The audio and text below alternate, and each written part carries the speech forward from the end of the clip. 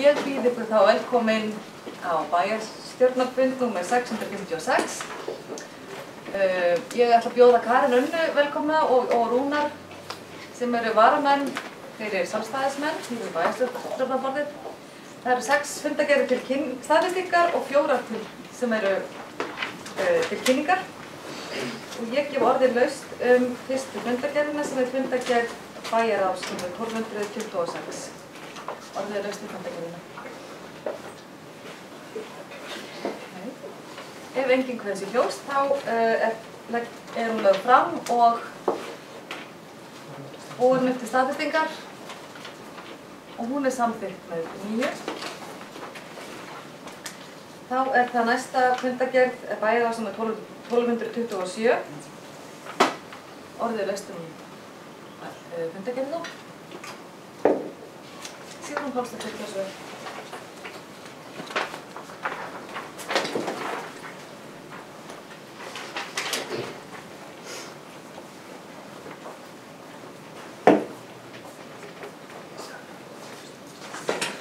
Já, ég kem hér fram undir númer 4 í fundargerð bæjarráðs númer 1227 er það ekki? Jú. Og ágæti forseti, ætla ég nú að byrja að segja. Þegar í ljós kom og þetta fjallar sem sagt fjárhagsáætlun Mosfellsbæjar 2015-18 og þegar í ljós kom að rekstur Mosfellsbæjar stóðst ekki fjárhagsáætlun fyrir 2015 var því lofað að skólur sveitarfélagsins yrði hlíft við niðurskurði. Margt bendir þó til að svo sé ekki. Íbúahreyfingunni er til dæmis kunnugt að til dæmis skólastjórnendur Varmárskóla hafi haldið fund með starfsmönnum skólans í vor þar sem aðhaldsaðgerðir upp á nokkra tugi milljóna voru boðaðar. Ýmislegt styður að það sé verið að skera niður í skólanum. Og ég ætla að telja upp nokkur atriði sem sagt ekkert var aðhafst í sumar vegna brunans á útikennslusvæðinu. Öll sérkennsla hefur verið flutt í opið rýmin á bókasafn skólans.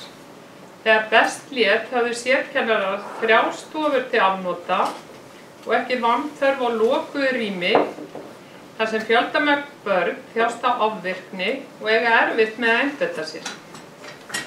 Stuðningsfulltrúum og skólaliðum var líka fækkað þannig að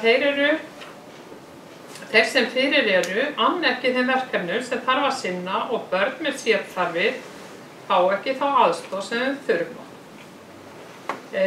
Skóli án aðgreiningar er líka illmögulegur án stuðningsfulltrúa. Engin forfallakennsla er í boði í 9. og 10. bekk og lítil forfallakennsla í 7. og 8. bekk. Ástæðan er sögð sú að ekki eru til fjármunir til að greiða aukaálag á laun kennara. Ekkert hefur verið gert til að bæta mötuneytisaðstöðu. Þvert á móti þarf fyrsti hópur úr yngri deild að mæta í mat í efri deild kl. 10:50 á morgnana. Nesti er hins vegar að borða kl. 9:30 þannig að það er mjög stuttur tími þarna á milli máltíða. Svo líður langur tími þá getur þau fá aftur eitthvað eftir hádegi. Skólaliða vantar í mötuneyti og sjá kennarunum aðstoð í mötuneyti í matartímum sínum. Starfskraftur sem sá kennarastofun og aðstoð í matsal í hádeginu hefur verið færður niður í yngri deild. Aðbúnaður á útisvæði hefur ekki verið góður, sem sagt viðhald ekki nógu gott og vinnuaðstaða kennara er sögð óviðunandi, gamlar tölvur sem erfitt er að vinna með og svo framvegis. Og það er sem sagt samt og álit fjölda kennara bæjarfélagið sinni ekki Varmárskóla sem skyldi og skólan skortir sárlega fjármagn. Eins er umhugsunarefni að skólastjórnendur skuli álíta það svik við skólan að starfsmenn tali opinberlega þann vanda sem þeir upplifi í vinnunni, samanber blaðagrein í 5. tölublaði Mosfellings 1. apríl síðastliðinn. Þöggun og hálfsannleikur eru samfélagsmein sem við stjórnmálamenn þurfum að vinna gegn og því leggur bæjarfulltrúi íbúahreyfingarinnar til að meiri hluti DÍ-lista gerir grein fyrir raunverulegum áhrifum rekstrartaps Mosfellsbæjar á grunnskóla sveitarfélagsins. Einnig óskar íbúahreyfingin eftir því að skólaskrifstofa Mosfellsbæjar hafi milligöngu að skólastjórnendur í Varmárskóla geri bæjarráði skriflega grein fyrir fjárskorti skólans og þeim aðgerðum sem þeir hafa þurft að grípa til í sparnaðarskyni á þessu ári. En eins og þið munið þá var því lofað að það ætti ekki að skera niður í skólunum og þess vegna ræði ég þetta mál undir þessum lið. Bryndís Haraldsdóttir, gjörðu svo vel. Já, forseti, kæru bæjarfulltrúar, ég ætla að taka til máls undir sama lið og bregðast við því sem hér kom fram í þessari ræðu. En liðurinn heitir einmitt fjárhagsáætlun Mosfellsbæjar 2015–2018 og þá er ágætt að minnast þess að þarna vorum við að samþykkja viðauka við fjárhagsáætlun. Viðauka sem að fjármálastjóranum var falið í sumar að útbúa í kjölfar þess að við þurftum að fara í ákveðnar hagræðingar aðgerðir til þess að fjárhagsáætlun 2015 myndi í meginatriðum standast. Þannig að ég ætla með leyfi forseta að fá að lesa hérna upp það sem fram kemur í þessu minnisblaði frá fjármálastjóra bæjarins.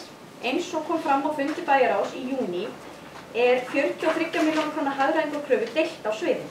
Fjölskyldusvið 12 milljónir króna, fræðslusvið án grunnskóla 12 milljónir króna, umhverfissvið 14 milljónir króna og 5 milljónir króna á sameiginlegan kostnað.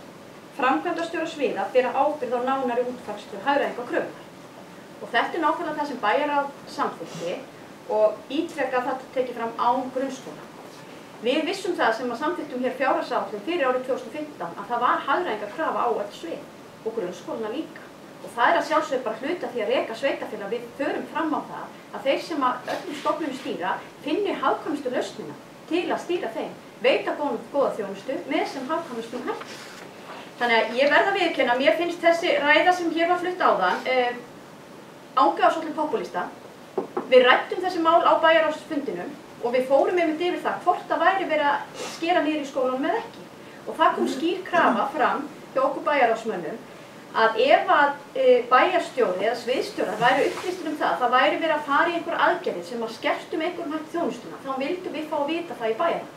Við höfum engar upplýsingar að þessi hagræðingarkrafa sem hér var sett fram og kemur fram í þessum viðaukum sé að birtast með einhverjum hætti á grunnskólanum. Og það er skýrt ekki fram að hún eigi ekki að gera það. Það er aftur á móti margítrekað búið að fara yfir það að það er verið að gera ákveðnar breytingar inn í skólanum.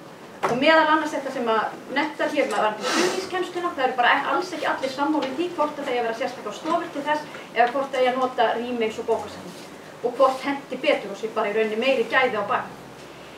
Þannig að ég verð að viðurkenna, ég hefði þá frekar vilja fá þessa upptalningu sem að hér fór fram áðan inn í bæjarráði og það verður hægt að bregðast við því, eða þá inn í fræðslunni sem auðvitað fer með málefni í grunnskólanum og séu einhverjar ábendingar frá skólastjórnendum eða kennurum það einhvað sem að betur mætti fara inn í skólanum, þá held ég að það ætti að fara í þann farveg, enda höfum við hér í bæjarstjórn svo sem lítið vald til að bregðast við og eðlilegt að fagnefndirnar fjalli það. Þannig að ég verð að viðurkenna, ég held að óski bæjarfulltrúi íbúahreyfingarinnar sérstaklega eftir einhverjum frekari upplýsingum með varða á skólana, þá finnst mér rétt að þessi borið upp inn í fræðslunefndinni sem er fagnefndin sem fer með þessi mál. En ítreka aftur sem formaður bæjarráðs, ég hef ekki upplýsingar það sé nein hagræðingarkrafa á skólanum fram með það sem var í fjárhagsáætlun. Og það er ítreka hér í viðaukunum þar sem við þurftum að bregðast við að það átti ekki að bitna á grunnskólanum. Bryndís, Anna Sigríður og Björn Björnsson. Takk forseti, ég kem upp undir sama lið og reyndar er bæjarfulltrúi Bryndís búin að koma inn á það sem að hluta því sé að koma inn á og það var að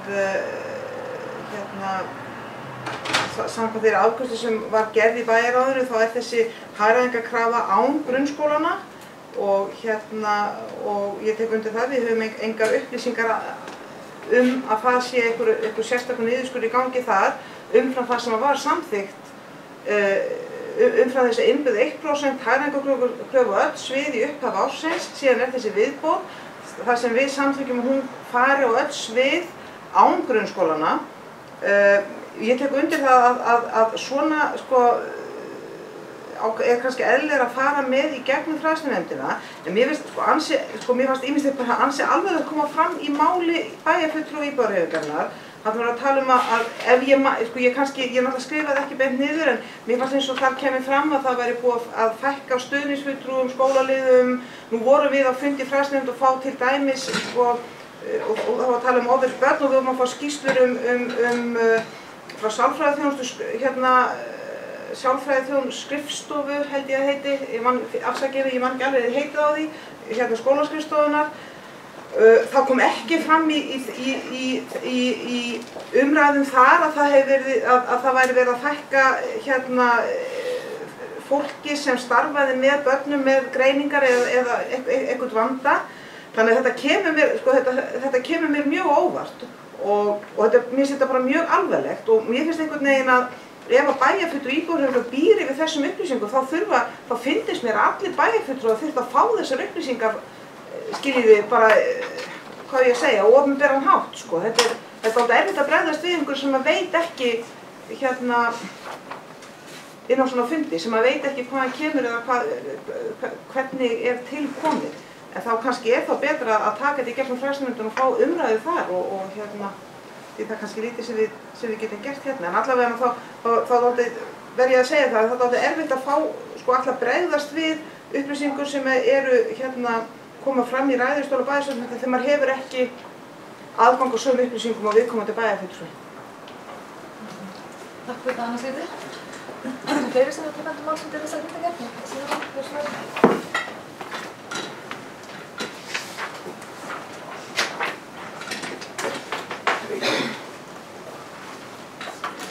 Já, eins og fram kom í máli mínu áðan, ágæti forseti, þá er íbúðarhreyfingin einmitt að viðra þetta mál til þess að fá þessar upplýsingar sem við þurfum að fá og auðvitað hef ég mína heimildamenn fyrir þessu sem að þekkja mjög vel til í Varmárskóla og mér finnst réttast að skólastjórnendur gerir grein fyrir því hvort það eitthvað til í þessu máli eða ekki. Þegar við vorum að afgreiða fjárhagsáætlun á síðasta ári, þá spurði ég sérstaklega það. Er verið að skera niður? Er þetta niðurskurðar fjárhagsáætlun? Ég fékk það svar að svo væri ekki. Og síðan, og það átti þá sérstaklega við skólana, síðan spyr ég sömu spurningarinnar þegar við erum að fjalla rekstur bæjarfélagsins og þetta og fjárhagsáætlunina sem ekki stóðst núna í vor. Og þá spurði ég sérstaklega að því að hvort að verið væri að skera niður í skólanum. Ég fékk það svar að svo væri ekki. Mér finnst bara mjög brýnt að fá að vita hvað er hæft í þessu. Það heyrast margar raddir út úr skólanum sem að kvarta yfir þessu og þess vegna óska ég eftir þessum upplýsingum. Fræðslunefnd, hún fer ekki með fjármál fræðslusviðs. Þannig að fræðslunefnd, hún er ekki rétti vettvangurinn til þess að ræða fjármál. Það er bara bæjarstjórn og bæjarráð sem hefur það verkefni. En hins vegar væri náttúrulega bara mjög gott að fá þessa greinargerð frá skólastjórnendum og náttúrulega senda hana líka inn í fræðsluna til umfjöllunar. En mér finnst að þetta sé mjög alvarlegt mál eins og Anna Sigríður sagði og við þurfum að fá botn í þessu. Og það er þessi, og ég minntist þarna áðan á þessa þöggunartilburði að ráðast á það fólk sem talar opinberlega, þá starfsmenn skólan sem tala opinberlega ástandi í skólanum. Ég meina hvort að skólastjórnendur, maður spyr sig, voru skólastjórnendur undir þrýstingi þegar þeir skrifuðu þessa grein? En við skulum bara láta það liggja á milli hluta, við skulum bara óska eftir þessum upplýsingum og við viljum heiðarlegar upplýsingar stöðu mála í skólanum. Og ég ætla að bóka það sem það sem ég var að segja hérna áðan í styttra formi, þannig að þessu sé öllu haldið til haga og fólk geti kynnt sér þetta. Takk fyrir það, Sigrún. Ég vil taka það fram að við skulum ekki ætla stjórnendum stofnana eitthvað sem við vitum ekki alveg hvort það sé rétt eða rangt. Þannig að svona fullyrðingar eru alvarlegar, þannig að ég bið fólk að gæta sín í tali. Theodór Kristjánsson, gjörðu svo vel.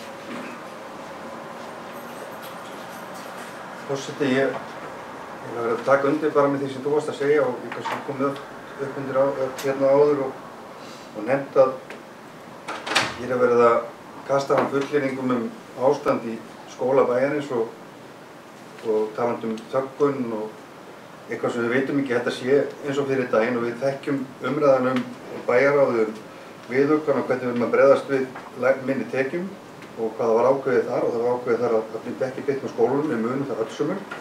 En ég held að sé ágætt ef að það sem að bæjarfulltrúi Sigrún sagði sé fært til bókar og svo fær hún rök fyrir máli sínum, frekar heldur þetta sé og þetta á ekki að vera stóll sem við förum með eitthvað fleipur í að það sem við heyrum í bænum. Við höfum okkar nefndir, við höfum okkar tækifæri til að skrá og fá upplýsingar allt sem okkur langar að tala og síðan getum við komið undir því og rætt málin hér þar sem búið að afla þær gagna sem vantar málin. Mér finnst bara óþægilegt að sé verið að saka skólastjórnendur að vera undir einhverjum þrýstingi frá bæjaryfirvöldum. Skólastjórnendur bera ábyrgð á skólanum, skólastjórnendur hafa og bera fyrir brjósti hagsmuni barnanna okkar og það er alveg ljóst. En þegar við höfum einhverjar skoðanir eða heimildamenn, mér finnst þetta bara hærra plan en það, bæjarstjórn, heimildarmenn. Við göðum bara hættum þessu, söfnum gögnum, spurjum spurninga, fáum svör, treystum okkar fólki sem hér starfar til að svara okkur. Ef að síðan bjátar eitthvað á og það er ranglega að fara með eitthvað, þá komum við hingað upp og finnum lausnin á því. Förum úr þessum heimildarmanna fréttastofu stíl. Þetta er bæjarstjórn Mosfellsbæjar. Takk fyrir. Orðið er ennþá laust fundargerðina. Það er fleiri sem ég hvað þessi ljós. Sigrún, þú gerð svo vel.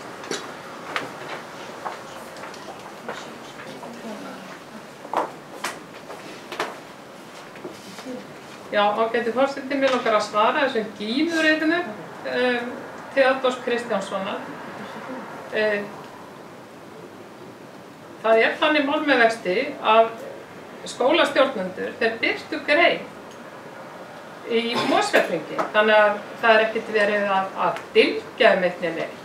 Það bara stendur svart á hvítu í blaðinu og ég bara hvet þig til að lesa hana. Hún birtist í Mosfellingi 1. apríl síðastliðinn og bara kynntu þér hana, Theodór. Þú má bæta við aðeins, umræðan orðsvöldu kritin við myndið að taka hann lið, en við lásum alltaf þessa grein, en Theodór Kristjánsson, gjörðu svo vel. Forseti, ég spyr þá bara, er hún sem sagt ósönn þessi grein? Takk.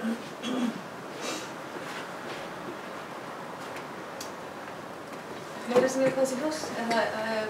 Ertu með bókunina sem við getum fengið að sjá hana? Eða þið senda hana á Sigurð? Já, ekki bara að senda hana? Já, senda hana á Sigurð. Má ég aðeins?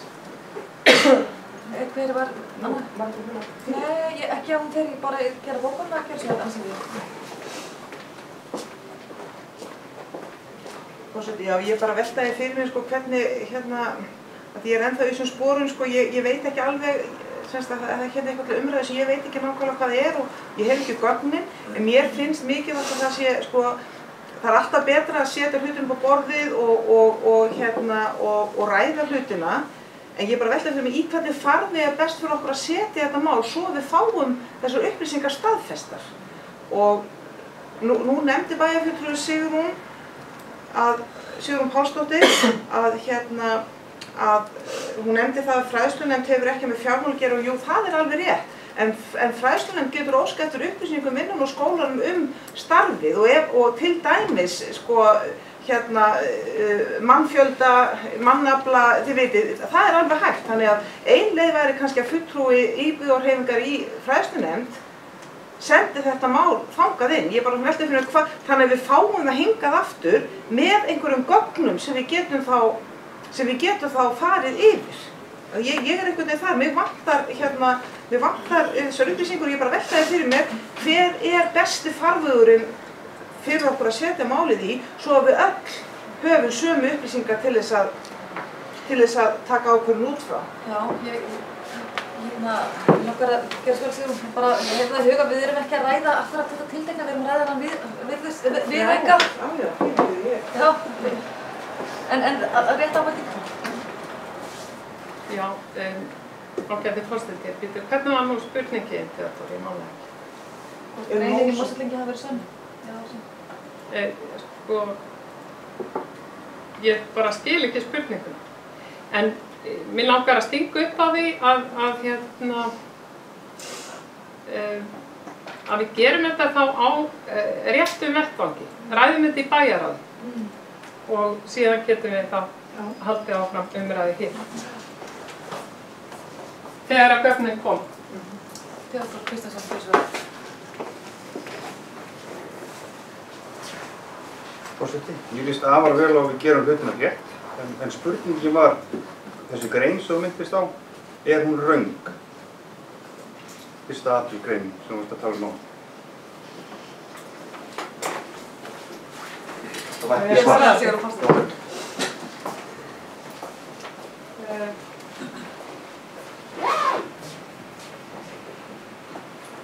Já, ágæti forseti, það er ekki mitt að svara spurningu Theodórs um það hvort greinin hafi verið röng.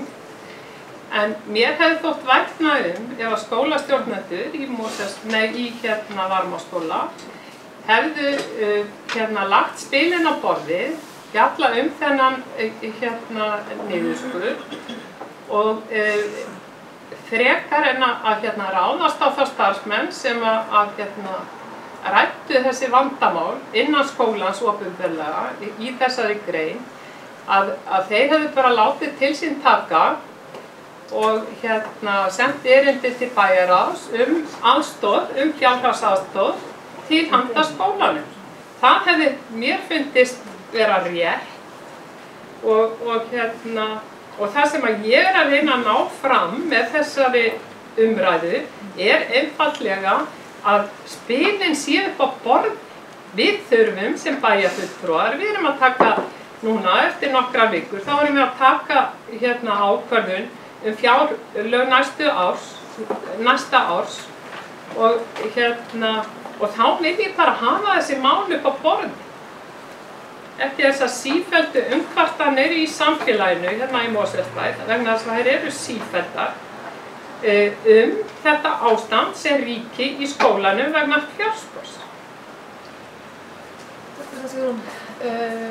Bókunin liggur fyrir og óskar eftir fundi. Já, við óskum bara ekki það. Óskar eftir fundarhlé og ég verð við því.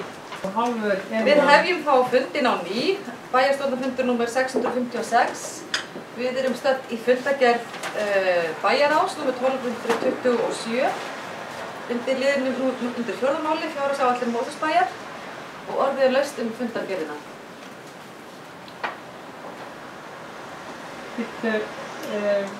Já, viltu koma fram?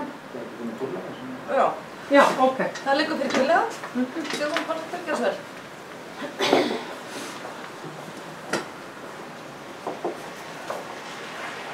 Já, ágæti forseti. Umræður hafa þróast þannig að ég ætla að bera upp tillögu sem að ég vonast nú til að þið samþykkið, en hún er svo: bæjarstjórn vísar þeirri tillögu íbúahreyfingarinnar að óska eftir upplýsingum frá skólastjórnendum í grunnskólum aðhaldsaðgerðir á árinu til umræðu í bæjarráði. Takk fyrir það, Sigrún. Bryndís Haraldsdóttir, gjörðu svo vel. Já, forseti, eins og bæjarfulltrúi Sigrún Pálsdóttir kom inn á þá fæddist hér tillaga og tillögur í fundarhlénu og máli kannski búið að fara svona út víðan völl. Ég ætla að lesa hér upp tillögu, eða sem sagt, ég ætla að lesa hér upp bókun frá VD-lista sem hljóðar svo: Hafin er vinna bæjarráðs við fjárhagsáætlun fyrir árið 2016.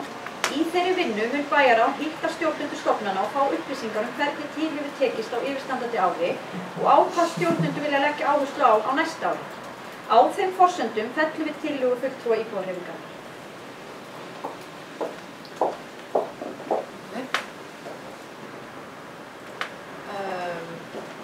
Ég var búin að óska eftir að Já, við berum tillögu fyrst íbúahreyfingarinnar. Þeir sem samþykkja tillöguna, íbúahreyfingarinnar. Okay. Þeir sem eru á móti tillögu íbúahreyfingarinnar, hún er felld með 6 atkvæðum. Þá Fyrir forseti bókun hefur verið senda fundar í dag. Þá ber ég upp tillögu, nei, þau ekki verðum, þá ber ég hann ekki. Já, þú ert við orðið aftur, Sigrún, gjör svo vel.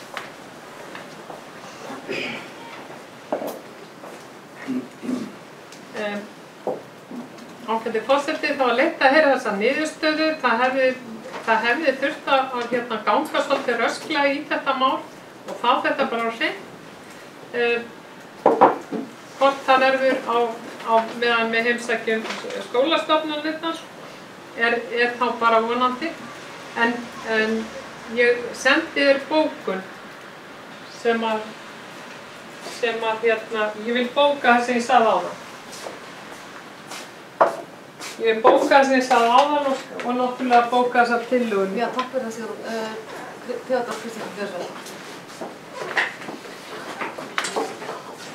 Forseti, ef ég má gera grein fyrir atkvæði mínu hér áðan, að þá langar að draga athygli þeirra sem hér eru og líka þeirra sem kannski kunna að horfa á þetta leikrit fáránleikans, eða leikhús fáránleikans, þar sem við erum hvert með sína rullu, að þá er til umræðu hér fjárhagsáætlun, það sá viðauki sem við ræddum á bæjarráði hefur verið umræðu áður, þar sem minnisblað er að finna, þar sem við gerum ráð fyrir því að þurfa að ná saman 43 milljónum og ekkert af þeim milljónum er ætlað skólanum að draga niður að taka til sín.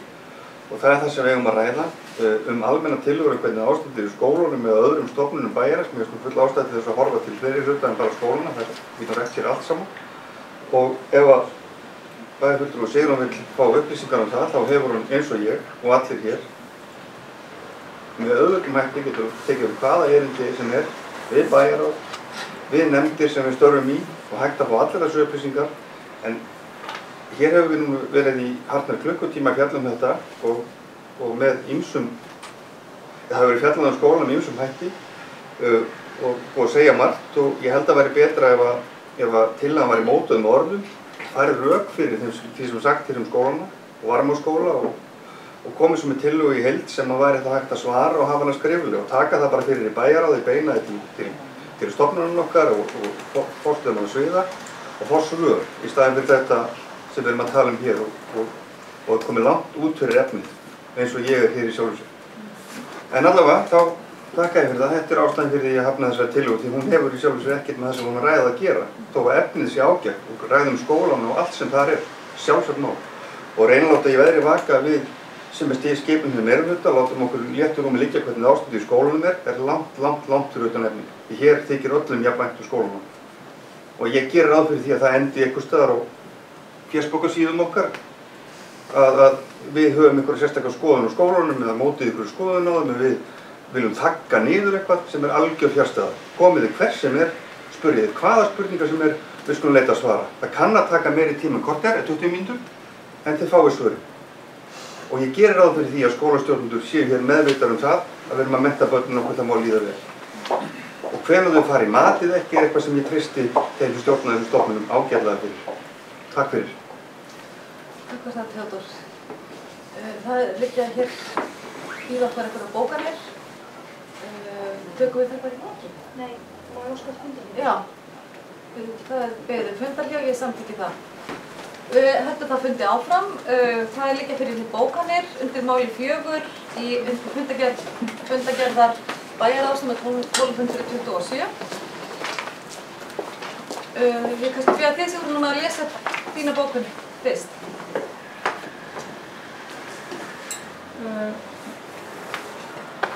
Já, efni hennar. Okay.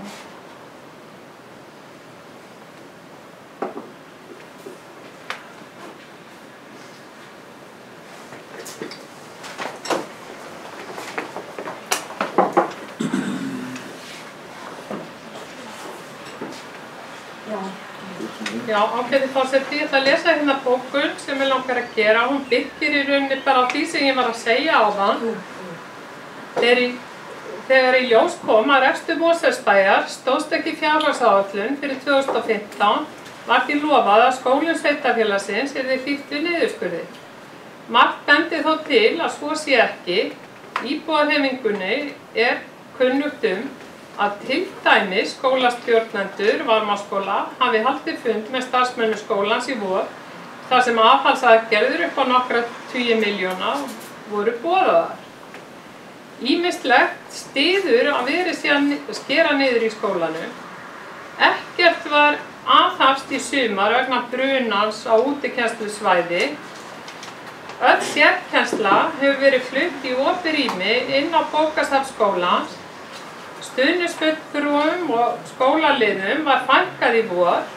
Engin forfallakennsla í boði í 9. og 10. bekk og lítil í 7. og 8. bekk. Ekkert hefur verið gert til að bæta mötuneytisaðstöðu. Yngri deild mætir í mat klukkan 10:50 þrátt fyrir að nesti sig ekki borða fyrir 9:30 sem segir sína sögu aðstöðuna í skólanum. Skólaliða vantar í mötuneyti, starfskraftur sem sá kennarastofuna og aðstóð í matsal í hádegi hefur verið færður niður í yngri deild. Viðhald á útisvæði lítið sem ekkert.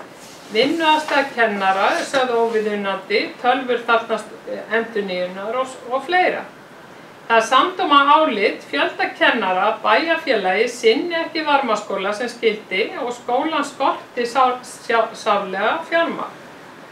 Þöggun og hálfsannleikur er samfélagsmein sem við stjórnmálamenn þurfum að vinna gegn og því leggur bæjarfulltrúi íbúahreyfingarinnar til að bæjarstjórn óski eftir upplýsingum raunverulega áhrif rekstrartaps Mosfellsbæjar á grunn og reynda líka leikskóla sveitarfélagsins. Takk fyrir það, Bryndís Haraldsdóttir. Já, forseti, ég þakka Guði fyrir að þessum fundi sé ekki strengt beint út á netinu því mikið væri það leiðilegt fyrir íbúa að fylgjast með bæjarstjórnarfundi sem að gengur eingöngu á með ákveðnum fundarhléum þar sem að tekist á ýmsa hluti. En aftur kemur bæjarfulltrúi íbúahreyfingarinnar upp með eitthvað sem að ég flokka undir gífuryrði og sögusagnir hitt og þetta. Við bæjarfulltrúi VAFF og D-lista óskum eftir því að bæta við þá bókun sem ég las hér áðan. Hún myndi þá hljóða svo.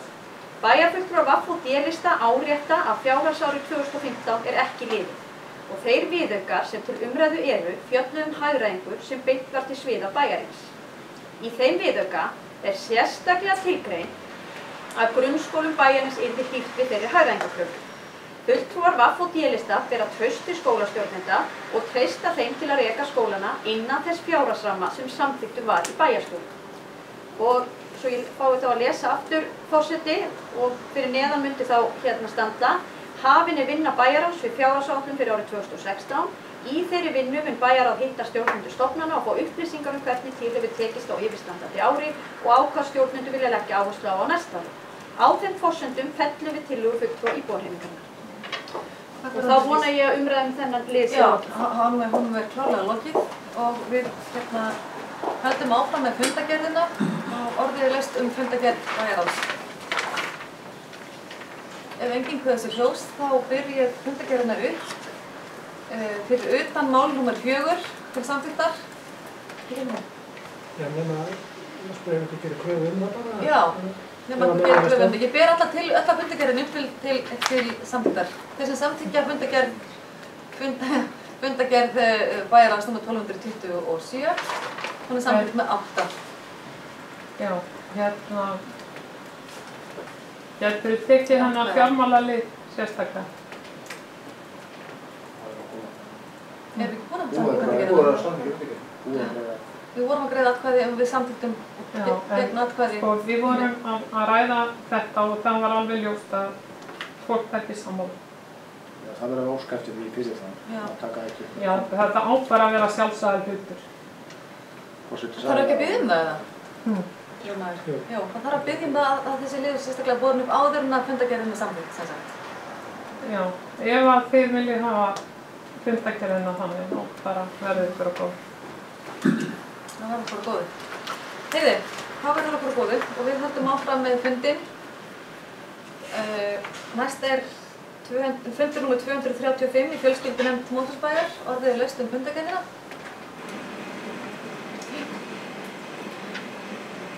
Ég ætla að fá að gefa sjálfur orðið og segja frá lið nr. 1, jafnréttisviðurkenningunni. Það var jafnréttisdagur okkar Mosfellinga bar upp á þann 18. september sem er dagurinn sem við miðum við að halda jafnréttisdaginn okkar. Kom upp á þennan dag, það tókst að halda þann 18. september og þá var veitt viðurkenning að loknum fyrirlestrum og spjalli og það bárust 2 tilnefningar. Önnur var búsetukjarnann að Þverholti þar sem unnið hefur verið markvisst að fá karla til starfa með góðum árangri en þar er jafnt kynjahlutfall af starfsmönnum í þeim búsetukjarna. Hin tilnefningin var Tamar Lipku sem var fremst í flokki Fríðu Nippol-byltingunni. Það var mjög áhugaverð og skemmtilega bylting. En fjölskyldunefndin samþykkti með 3 atkvæðum að veita búsetukjarnanum að Þverholti í jafnréttisviðurkenningu Mosfellsbæjar árið 2016. Þannig að okkur fannst það gott, sagði ég það ekki? Já, það stendur 2016, 2015, við villa, afsakið. 2015, ég sagði 15, sagði ég 16? Afsakið, það átti að vera 15, mann var ruglaður.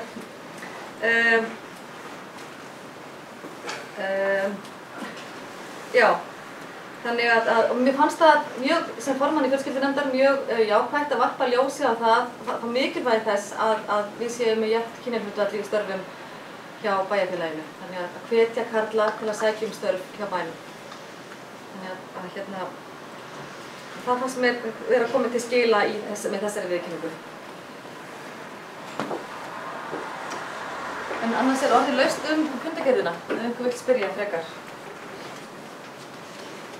Ef enginn kveður þessu hljóðs, þá ber ég fundargerðina upp til atkvæða. Þeir sem samþykkja fundargerðina. Hún er samþykkt með 9 atkvæðum. Næst er það fundargerð fræðslunefndar. Það er fundur nr. 310. Orðið laust fundargerð fræðslunefndar. Bryndís Haraldsdóttir gjör svo. Já, forseti. Mér langaði reyndar að tæpa á svona nokkrum málum í fundargerðinni. Með leyfi forseta. Bara fyrst langar mér nú að ræða undir lið 4. Ég bara fagna því að fræðslunefnd hafi tekið þetta mál upp sem við vísum til hennar og bæjarráðið, það er að segja innkaup á skólavörum. Já, mál nr. 4 í fundargerðinni heitir innkaup á skólavörum, þar sem að fræðslunefnd leggur til við grunnskóla bæjarins að horfa til hagkvæmnissjónarmiða þegar kemur að innkaupum heimila á skólagögnum fyrir nemendur, svo draga megi úr kostnað heimila vegna innkaupa á skólagögnum. Þá verður einnig horft til umhverfissjónarmiða svo endurnýta megi skólagögn milli ára. Jafnframt óskaði nefndin eftir að tillögu berist nefndinni að aflokinni skoðun skólana ásamt kostnaðargreiningu og tillögu barnaheilla sem og öðrum tillögum frá skólanum. Ég bara fagna mjög þessari umræðu og niðurstöðu. Mér langaði svona aðeins að tæpa á skýrslunum sem þarna eru að koma fram í fræðslunefndinni. Í lið nr. 4 er það ársskýrsla sálfræðiþjónustunnar fyrir árin 2014 og 2015. Segir nú hér að það er samanburður á þessum árum og ég vil bara þakka skólaskrifstofu fyrir þessa skýrslur. Þetta er yfirleitt mjög vel unnar skýrslur og gagnlegar fyrir okkur hér í bæjarstjórn að fá þessa samantækti og sérstaklega þegar þetta er borið saman milli ára. Ég hnaut sérstaklega á blaðsíðu 16 í skýrslunni þar sem var sundurgreint hlutföll, sundurgreint tilfellin af hverju verið var að leita til sálfræðiþjónustunnar. Og mér fannst svona í ljósi þess að það nú mikið rætt einelti í samfélaginu núna, þá fannst mér gott að sjá hvað þeirra sem leita til skólaskrifstofu vegna eineltis hefur fækkað verulega á undanförnum árum. Greinilegt að það hefur verið stór liður í þeirra starfi hér í kringum aldamótin eða upp úr 2000 og fram til 2005 en hefur farið lækkandi síðan. Reyndar fór aðeins upp á við núna á síðasta ári en hlutfall engu að síður mjög lágt og ég ætla að vona það bendi til þess að við séum að ná verulegum árangur í skólan hvað eineltismál varðar. Ég ætla að vona að það sé það sem við eigum að geta lesið úr þessu og ég hef enga ástæðu til þess að ætla annað en það. Og ég bara fagna því sérstaklega. Aðeins varðandi lið númer 6, þar sem börn með sérþarfir í grunnskólanum og samanburði milli ára. Mér finnst, ég hef heyrt það frá fólki í fræðslunefndinni að ástæðan fyrir miklum mun þarna á milli skólana sé að skráningin sé ekki eins og ég vona innilega að við náum árangur með það. Ég held að það sé mjög mikilvægt að skráningin sé sambærileg þannig að við getum borið skólan okkar saman. Einnig svona fór ég að velta fyrir mig því ég las þetta yfir hvað þessar tölur væri að segja mér. Við höfum stundum heyrt það hér að það sé tiltölulega hátt hlutfall barna sem eru að fá sérþjónustu inn í skólanum okkar og sérkennslu hærra heldur en víða í kringum okkur.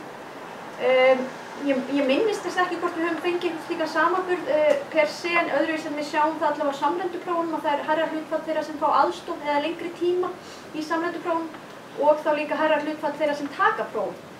En ég bara svona velti fyrir mér hvort að fræðslunefnd hafi eitthvað rætt það hvort að þessar tölur séu samanburðarhæfar við önnur sveitarfélög sem við erum að bera okkur saman, hvort að það myndi hjálpa okkur eitthvað að hafa slíkan samanburð.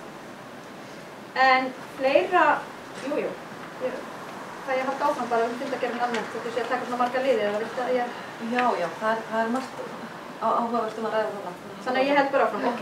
Þá langaði mér líka að fagna niðurstöðunni í lið númer 8, þar sem breytingar á reglum frístundasvið. Við tókum það hér fyrir í bæjarstjórn tillögur og vísum því þá aftur inn í fræðslunefndina.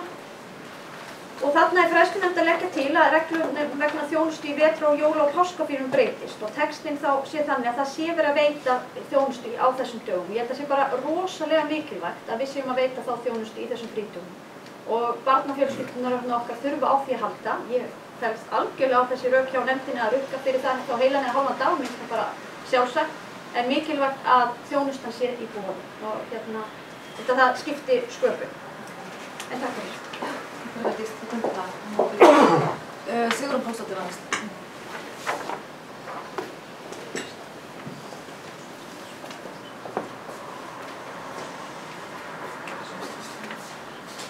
Já, ágætu forseti.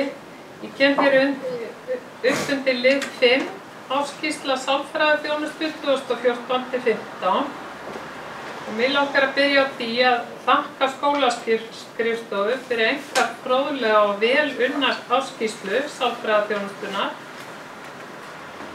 Það kom samt á óvart hvað það er mikill fjöldi mála sem einungis 3 sálfræðingum gert að takast á við til viðbótar við önnur störf sem eru samkvæmt skýrslunni mjög margþætt. Ef marka má á skýrsluna virðist vera að sálfræðiþjónusta Mosfellsbæjar sé undir miklu álagi. Í skýrslunni kemur fram að stöðugildi sálfræðinga séu aðeins 3, samanlagður fjöldi barna í skólum og leikskólum er 2131 barn og þar af fékk sálfræðiþjónustan 177 ný tilvik á árinu og síðan sinntu þau líka sem sagt 42 tilvikum frá árinu áður. Samkvæmt upplýsingum sem íbúðarhreyfingin hefur aflað geta liðið alltaf 5-6 vikur milli viðtala við börn sem þarf að sinna í skólunum. Í ljósi verkefnisins er þetta mjög langur tími að okkar mati. Íbúðarhreyfingin hefur því áhuga á að fá að vita hvort sálfræðingarnir telji sig geta annað þeim verkefnum sem þeim er ætlað á fullnægjandi hátt Einnig óskar íbúahreyfingin eftir svari við því hver hin almennu viðmið fjölda stöðugilda séu. Íbúahreyfingin telur heppilegast að skólaskrifstofan hafi milligöngu að fá úr þessu skori og miðlið þeim upplýsingum til fræðslunefndar. Takk fyrir það, Sigrún. Anna Sigríður. Já. Gerðu svo vel.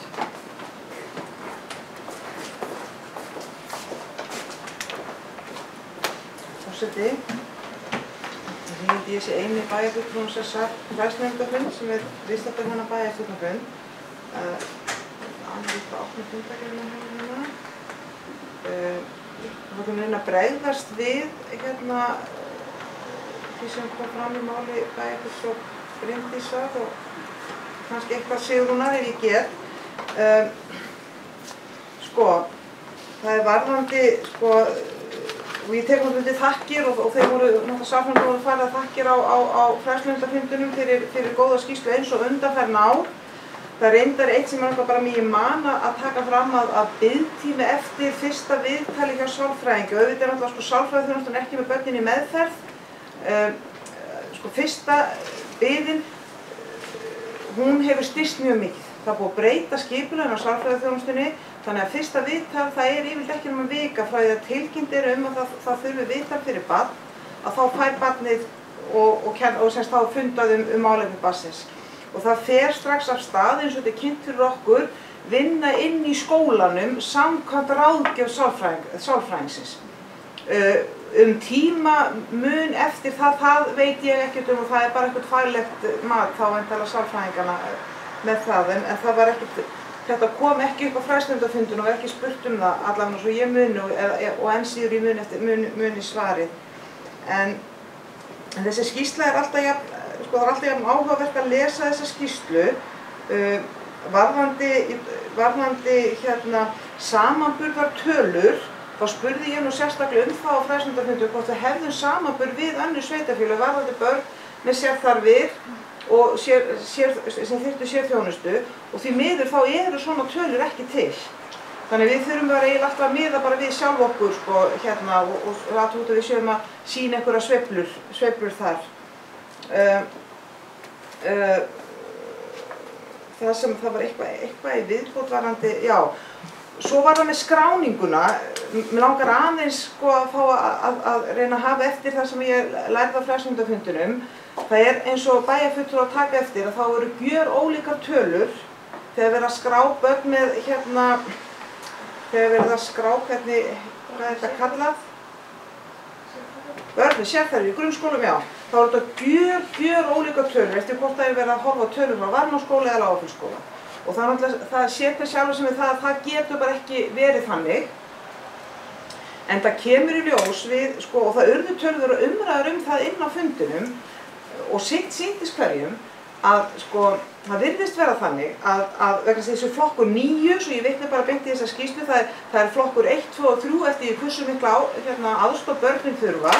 Svo er flokkur 9 sem eru flokkuð tilvík þeirra barna sem þurfa ekki sérstaklega aðstoð eða umönnun, en það er verið að fylgjast með í einhver tíma, eða stuttan eða lengur tíma, bara svona, að fylgjast með hvernig þau hafa það og hvort þau þurfi á einhver aðstoð að halda. Lágafellsskóli virðist alltaf tikka við í boxið þegar að eitthvað virðist vera mögulegt að bjáti á. Varmárskóli, og nú ætla ég bara að vona að ég sé að hafa alveg rétt eftir, en svona skildi ég þetta. Að Varmárskóli, þar virðist frekar vera litið þannig á að þessi almenna umsjón með börnunum, að fylgjast með börnunum, hvort þau séu að pluma sig eða ekki, það sé bara hluta starfi umsjónarkennarans og hann sjái það, skiljiði. Hann hafi þekkingunum hjá sér, en leið og hann átti sig á því að barn þurfi einhver aðstoð, þá farið það í flokk 1, 2 eða 3. Ég voni ég sé að segja þannig skildi ég skýringarnar hjá Varmárskóla og það væri skýringin á því að þessi svakalegi munur á skólanum. En það er ekki vegna þess að það miklu fleiri börn í Lágafellsskóla sem þarf að fylgjast með. Ég enda líka væri það náttúrulega bara alveg stórfurðulegt ef það væri þannig. og þessi umræða á fræðslundafundunum, ég gat alveg, þessi flokku 9 er rosalega vand með farin því að það er svo huglagt mat. Þú hefur ekkert skema til þess að flokka börnin eftir. Og það er alltaf dálítið erfitt í fyrsta lagi að setja upp ákveð allar að tikka í þetta eða ekki og svo þegar það er búið, hver er samanburður? Það er ekki sama manneskjan sem er að tikka í varmárskóla og lágafélskóla, það er ekki sami kennarinn í 5. bekk A og 5. bekk B, skiljiði. Þannig að þetta er svo huglegt mat vegna þess að undir lið 9 eru engin mælikvarðar. Þannig að ég myndi nú segja við skulum ekki láta okkur bregða neitt rosalega við að sjá þessar mismunandi tölur. Það eru skýringar á því, bara skýringar mismunandi vinnulag, en auðvitað var það líka rætt að ef það er verið að setja upp svona fyrir fræðslunum til þess að fylgjast með, þá náttúrulega verður að koma á samræmi milli skólana og það á að vinna að því að auka þetta samræmi. Þannig að vonandi sjáum við aðeins öðruvísi útfærslu á þessu í skýrslunni eftir ár. Forseti, ég er líka vaðandi úr einu máli í annað, því ég var að tala um 2 málum þarna núna, númer 5 og 6. Ef ég mætti aðeins fara yfir í frístundaseli í númer 8, mál númer 8. Ég ger eitthvað millikar. Fyrirgefðu? Ég ger eitthvað millikar. Nei, takk fyrir. Og það eins og þau munur og kom fram í máli bæjarfulltrúa Bryndísar að þá var frístundaselsbreytingunum vísa aftur inn til fræðslunefndar á bæjarstjórnarfundi, ég man ekki alveg hvenær það var. Þetta urðu líka mjög miklar umræður á fræðslunefndarfundunum. Aðalega, það var náttúrulega allir sammála það að þetta er þjónusta sem við verðum að bjóða upp á fyrir vinnandi fólk. Það kom fram á fundunum að það væri þannig að þú gætir keypt bara örstutta gæslu fyrir börnin í jólafríinu.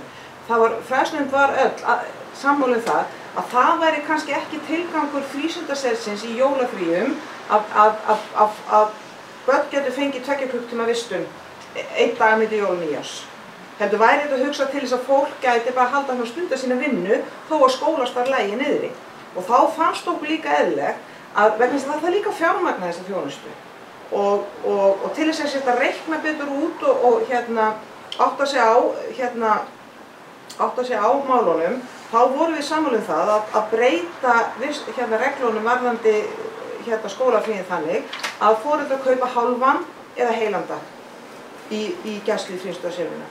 Við hefum svo eftir að fá tillögugjaldi og mér heyrðist líka að það voru nú nefnd að flutu einhverja tölur sem ég ætla ekki að hafa eftir hér vegna það var hvergi skráð niður, en þá bara eftir að finna út hvert gjaldið verður við þetta, en mér heyrðist líka öllum að það er vilji að halda því eins lágu og mögulegt svo að barnafjölskyldur sem þurfa á þess að halda þurfi ekki hvað ég að segja, neita sér þetta eða eiga í miklum erfiðleikum með að greiða fyrir vistun í frístundaseli.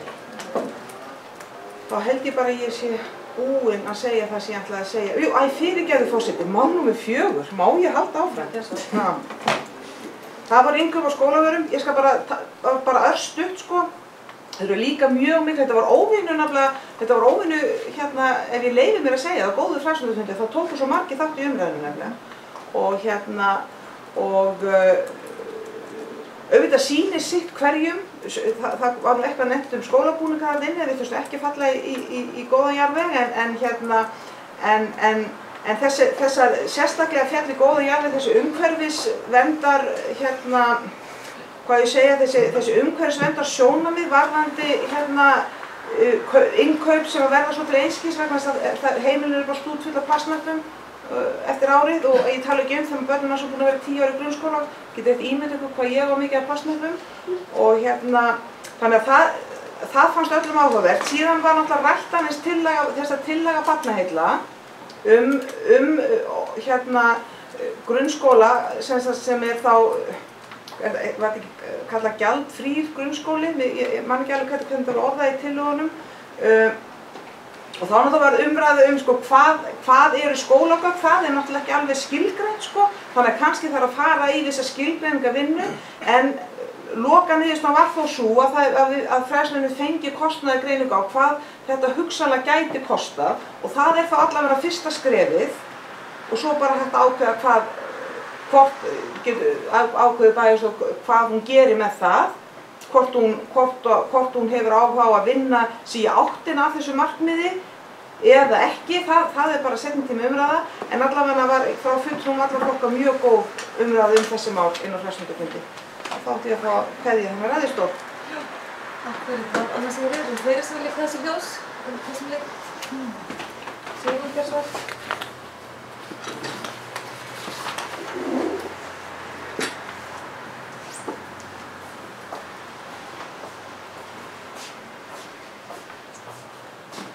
Já, ágæti forseti, kem hérna framöldið lið 6. Öll með sér þar við í grunnskólum, samanburði milli ára 2012-15.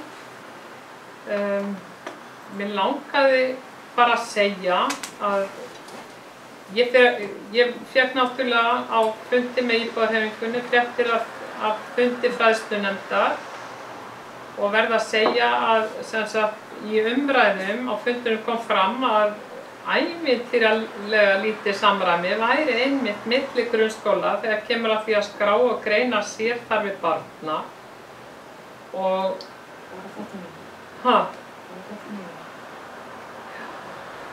hérna íbúðarhreyfingin sem sagt myndi gjarnan vilja fá upplýsingar hvernig bregðast á við þessu misræmi og vegna þess að það hlýtur eiginlega að vera að hægt sé að koma sér saman og það gera nokkuð önnur sveitarfélög líka. Koma sér saman hvernig hægt bara til þess að ná utan þessi verkefni. Og sem sagt, já, hvernig sem sagt, á að bregðast við þessu misræmi. Hvort að það einhver lausn í sjónmál. Anna Sigríður Björnsson.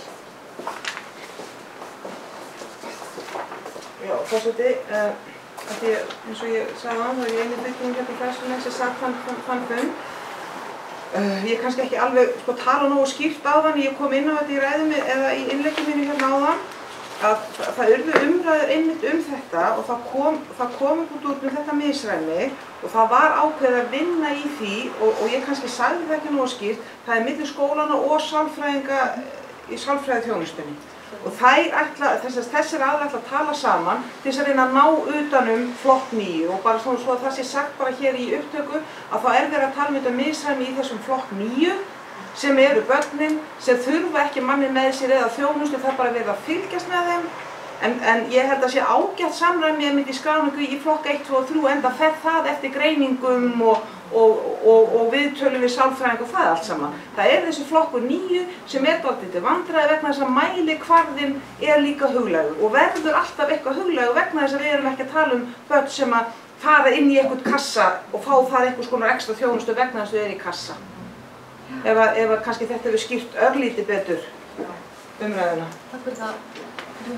Fleiri sem vilja þessar hljóðs undir þessari fundargerð. Mér langar aðeins til að gefa sjálfur mér orðið undir þessari fundargerð og það sem vakti athygli mína í þessari ársskýrslu, hvað heitir þetta? Varðandi sálfræðiþjónustuna.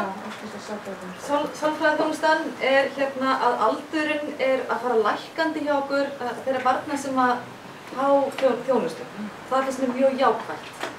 Það of seint rassinn gripið þegar barn sem búið að líða illa að það sé verið að bregðast við þeim vanda þegar nánast að koma upp unglingastig. Það sorglegt. Við sjáum, línritið að það að fara í þá áttina sem að mér líkar mjög vel. Og þetta mætti helst bara að vera á fyrsta árinu eigum við bara að vera tilbúin til að skólayfirvöld og sálfræðiþjónustan til að bregðast við þörfum þeirra barna sem að þurfa á að halda. En svo koma auðvitað tilfelli þess sem að kannski á skólagöngunni sjálfur kom eitthvað en það náttúrulega bara eitthvað sem að vonandi það hægt að bregðast við það strax. Þannig að mér fannst það vakti athygli mína, mér fannst það mjög gott og ég með þetta svona ákveðið forvarnastarf sem fer þar fram. Svo náttúrulega þessi blessaði flokkur 9 að flokkur 1, 2 og 3, sem það sem hlutirnir eru nokkur svart og hvítu, barnið með klárlega og augljósa greiningu og aðstoð, starfa aðstoð, greiðslu fylgja frá ríkinu og barnið á rétt á sinni þjónustu í skólanum og það allt klippt á skorið. Flokkur 9, ég held að þessi hvergi í skólum Reykjavíkurborgar sem eitthvað svona samræmt þar. Það fer allt eftir kennsluháttum, það fer allt eftir aðstæðum í hverjum skóla, það fer eftir aðstæðum hvernig skólastjórinn raðar og leggur sína áherslu. Það væri hægt sko að segja upp öllum skólaliðum og aðstoðin í bekk ef að kennsluháttirnir eru sem slíkir, að barnið bara fái verkefnið að hæfi, tiltölulega rólegt, sátt í eigin skynni í vinnu í skólanum.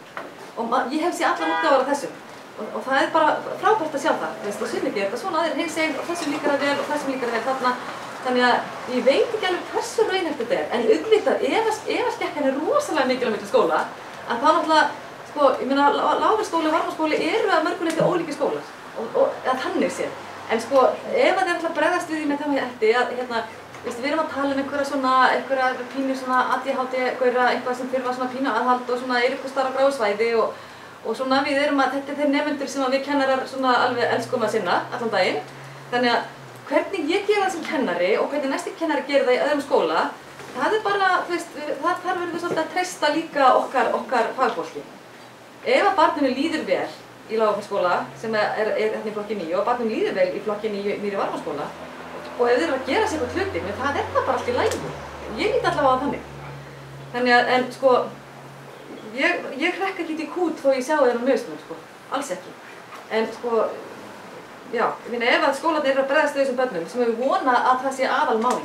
Hvernig er að bregðast þessum börnum sem eru í flokki 9, sem fylgir ekki fé, en eru með þessi greiningar sem við vitum af í dag, við vissum ekki af þeim fyrir nokkrum árum síðan. Þetta er ekki augljósar fatlanir. Þetta er eitthvað sem þau eru að glíma við dagsdaglega. Þetta eru okkar áskoranir. Þetta eru áskoranir kennarastéttarinnar. Yndisleg börn sem við þurfum bara og ég segi þar eru kennsluhættirnir sem skipta öllu máli í hverju skóla. Fleiri voru þetta ekki þau orð. Takk fyrir. Ég geti talað um það. Sigrún Pálsdóttir, gjörðu svo vel. Þriðja og síðasta skipti. Nei, annað skipti, gjörðu svo vel. Hættur þetta. Það hlusta þú? Nei, ég hlusta á það. Ég hættur að koma þess að ég lengi fyrir. Já. Já, mér langaði bara að benda á ágæti forseta. Ég var hérna með ákveðna tillögu varðandi hérna sálfræðiþjónustuna.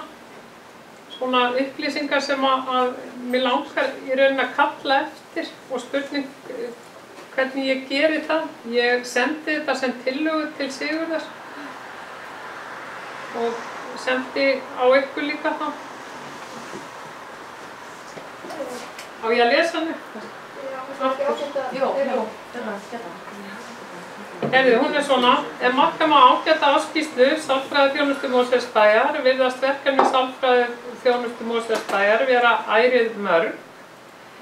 Í skýrslunni kemur fram að stöðugildi sálfræðinga eru aðeins 3, samanlega fjöldi barna í skólum og leikskólum með 2131 barn og þar af fékk sálfræðiþjónustan 177 ný tilvik á árinu og 42 sem fylgdar eftir frá fyrra ári inn á sitt barn. Samkvæmt upplýsingum sem íbúahreyfingin hefur aflað geta liðið alltaf 5 vikur milli reglubundinna viðtala við börn sem þarf að sinna í grunnskólum og þar er ég ekki að tala bara um fyrsta viðtal. Í ljósi eðlisverkefnisins er þetta mjög langur tími sem að ástæða til að skoða. Íbúahreyfingin hefur því áhuga að fá að vita hvort sálfræðingarnir telji sig geta annað þeim verkefnum sem þeim er ætlað á fullnægjandi hátt. Einnig óskar íbúahreyfingin eftir svari við því hver hinn almennu viðmið fjölda stöðugilda séu. Íbúahreyfingin leggur til að bæjarstjórn feli skólaskrifstofu og hafa milligöngum að fá úr því skori og miðli þeim upplýsingum til fræðslunefndar. Takk fyrir það. Bryndís Harðardóttir. Já, forseti, ég ætla að þakka bæjarfulltrúa Önnu Sigríður Guðnadóttur fyrir að koma hérna upp áðan og gera grein fyrir þeirri umræðu sem átti sér stað undir þessum lið og liðum í fundargerð fræðslunefndar.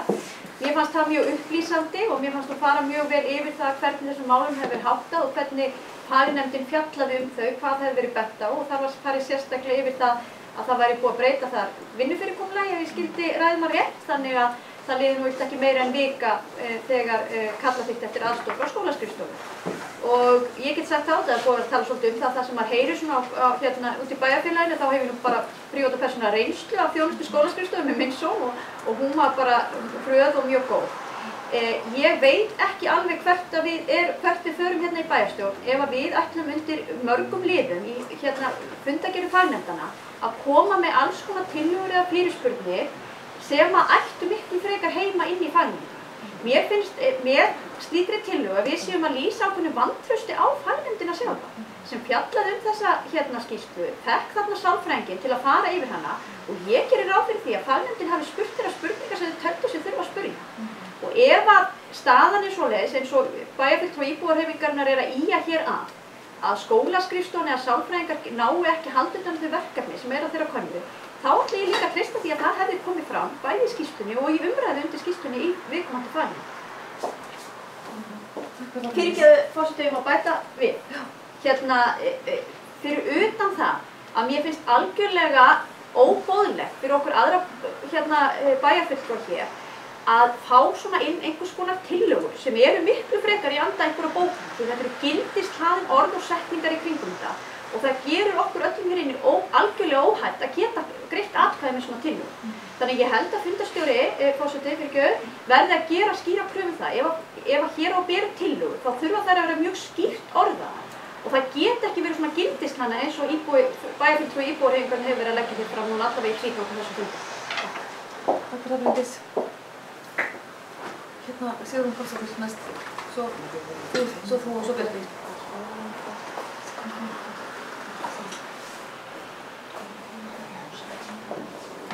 Já, ágæti forseti.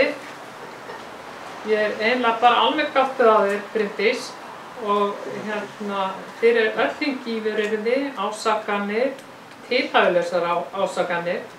Ég er búin að senda þér þessa tillögu og ég myndi bara kynna mér öll gífuryrði sem þar eru. Það eru nefnilega engin gífuryrði þar. Mér finnst að svona ákveðin undirtónn í þessari skýrslu, það kemur því ekkert við hvort að starfsmennirnir telja sig geta valdið einhverju hlutverki. Það snýst það hvort að það þarf ekki fleiri til þess að sinna þessari þjónustu. Vegna þess, eins og skýrslan ber með sér, þá eru verkefni skólaskrifstofu gríðarlega mörg og maður gat lesið það á milli línanna úr þessari skýrslu að þau væru hreinlega of mörg. Og þess vegna, til þess að fá úr því skorið, þá langar íbúahreyfingunni að óska eftir þessum upplýsingum. Og það er ekkert gildishlaðið við það. Þetta Sigrún, Anna Sigríður Björnsdóttir. Já, forseti. Ég kem aftur upp sem þessi eini fulltrúi við þetta borð sem satt á þessum fræðslufundarfundi. Ég er búin að byrja að taka það fram að ég get nú ekki, ég var ekkert að reyna að lesa á milli línana, já, og áttam ekki alveg á hvað bæjarfulltrúi Sigrún fram með þar. Það urðu mjög góðar umræður á fundunum undir þessari skýrslu. Reyndar minnist ég þess ekki að það hefði verið spurt eins og kemur fram að hvort sálfræðingarnir gætu annað málunum. Ég hins vegar sjálf sem fulltrúi í fræðslunefnd, nú er ég búin að sitja á svo lengi, ég man ekki alveg hvenær það var sem að ég spurði það á einum fræðslundarfundi og þá fékk ég þau svör bara algjörlega heiðarlega frá sálfræðingnum að það væri erfitt. Nú ætlum ég bara að taka frá, ég er ekki að hafa áreitt eftir því hvernig sálfræðingurinn talaði við mig fyrir 4 mánuðum síðan, skiljiði. En sálfræðingurinn svaraði nákvæmlega eins og honum fannst. Eftir það hefur verið fjölgað sálfræðingur, þeir eru orðnir 3 sem að fá til bóta. Hins vegar getur vel verið að það vanti fleiri sálfræðinga, ég veit það ekki, en það kom ekki fram á þessum fundi, hvorki spurningin það, né var upplýst það sem svona fríviljugt af sálfræðingi skólaskrifstofu. En svo vil ég bara, fyrst ég komin hingað, þá vil ég taka undir með bæjarfulltrúa Kolbrúnu, sem kom í pontu sem bara óbreyttur bæjarfulltrúi Kolbrún, að það er farið að taka, það er mjög jákvætt að það fer að taka alltaf á málum þegar börnin eru yngri og yngri inn í leikskólanum og það er þessi snemmtæka íhlutun sem er verið að vinna með og mér finnst bara við eigum alltaf á hrósa því sem vel er gert og fylgjast vel með að allt sé gert eins og á að gera það og að ég held, hvort sem okkur gæti vantar kannski sálfræðing, ég veit það ekki, en allavega þá held ég mjög vel unni í þessum málaflokki hjá okkur og ég geta verið ánægð með sálfræðiþjónustuna okkar og sérstaklega þetta, þess að það skiptir miklu máli að íhlutunin sé eins snemma og mögulegt er á ferli barnsins inn í kerfinu hjá okkur og þannig að ég vildi bara taka undir og það kom líka fram í umræðan á fundunum og voru allir mjög ánægðir með það en þessi spurningum hvort að sálfræðingarnir anni eftirspurn, hún kom ekki fram, ég var henni svarað. Sjálfsöguli.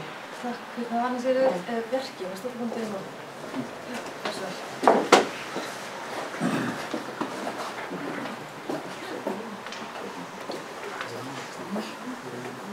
Já, forseti, ég kemur undir hérna þessa sama lið. Það fundargerðarfærsla hendar 310, lið nr. 5. Það sem ég vil víkja málinu strax á tillaga frá fulltrúa íbúðarhreyfingarinnar sem lýtur að því að bæjarstjórn, það er að segja sem fulltrúa kalli eftir ákveðnum upplýsingum í sambandi við sálfræðiþjónustu í skólum. Ég tel það að málið kemur náttúrulega inn á þetta borð í gegnum fræðslunefnd. Þar var það til umræðu. Ég tel að við ættum að halda því á þeim vettvangi fræðslunefnd í heild eða þess vegna fulltrúi íbúðarhreyfingarinnar í fræðslunefnd getur tekið málið við. Áfram, aftur, lengra, en mér líst ekki á það að annars byggi það sem er semst að fara í það að bæjarstjórn sé að fara að grípa inn í framfyrir hendurnar á fræðslunefnd.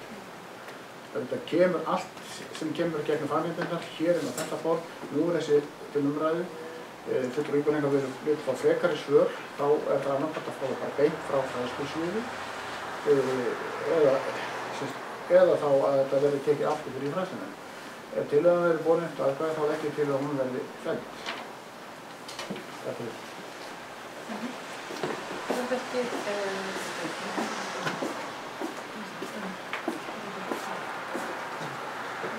Þjóðsverð Sigrún.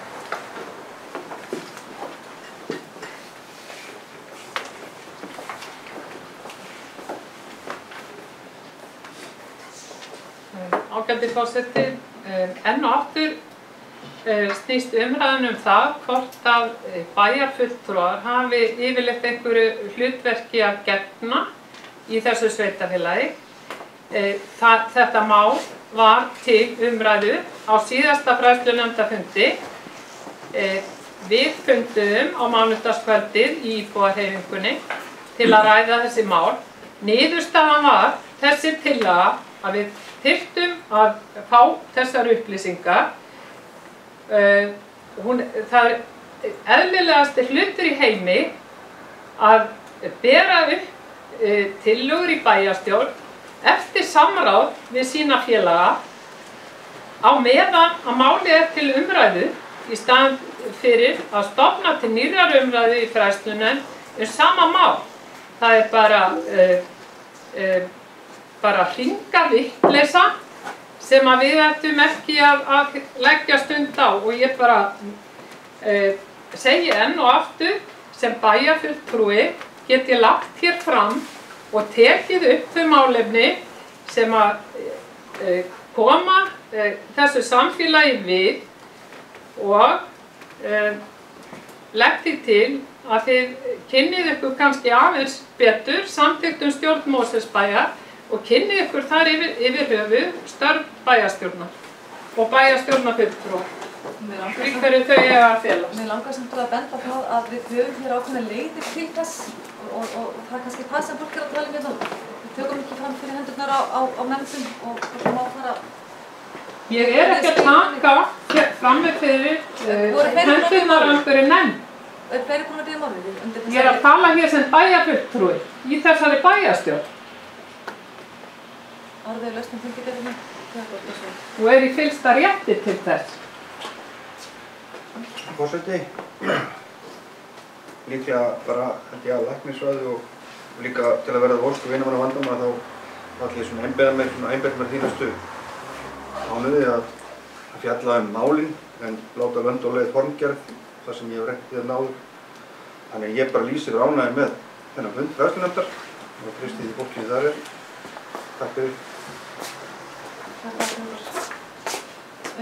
Eru fleiri sem vilja tjá sig, en við höfum fundargerð fræðslunefndar.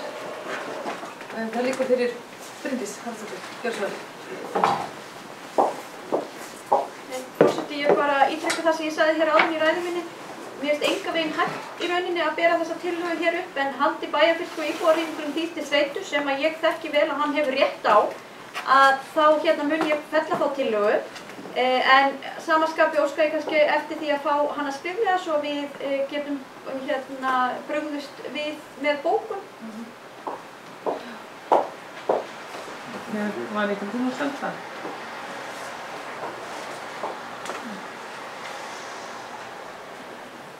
Jú, ég var búin að senda það.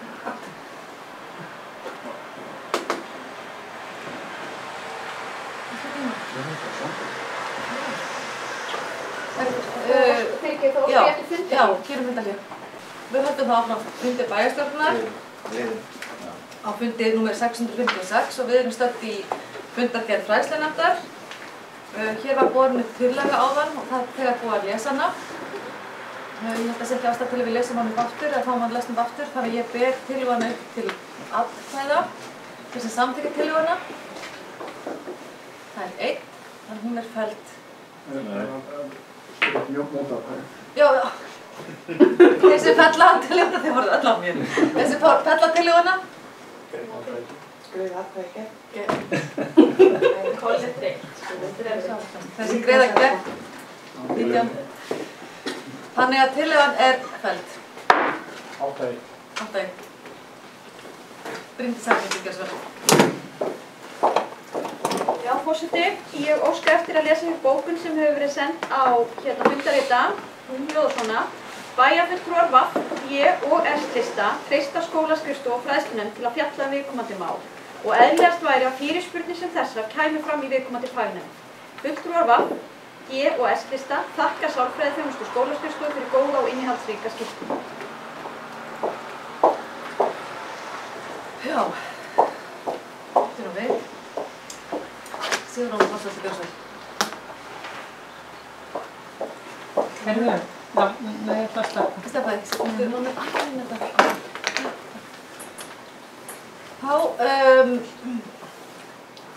Það liggur svo fyrir bókun. Ég segi, eru fleiri sem tjá sig fundargerð fræðslunefndar? Orðið er ennþá laust. Ef einhver þessi... Sigurður, gjörðu svo vel.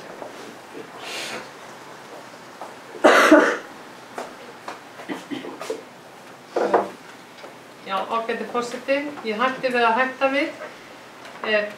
Mér langar að það komi hérna fram og það er mitt ansvar við þessari bókun að mér fannst þessi skýrsla frá sálfræðiþjónustu Mosfellsbæjar frábærlega vel unnin og ekkert út á hana að setja. Ég finnst hins vegar ástæða til eftir lestur skýrslunnar að grafast fyrir hvort að sálfræðingarnir sem þarna vinna séu ekki undir of miklu vinnuálagi og þess vegna setti ég fram þessa tillögu sem að þið voru að fella. Og það þykir mér náttúrulega miður, en ég segi það enn og aftur, þetta er frábærlega vel unnin skýrsla. Ég veit að þessar konur sem þarna vinna, þær vinna frábær störf og eru bara mikið smetnar hérna í þessu sveitafélagi og meira var það ekki.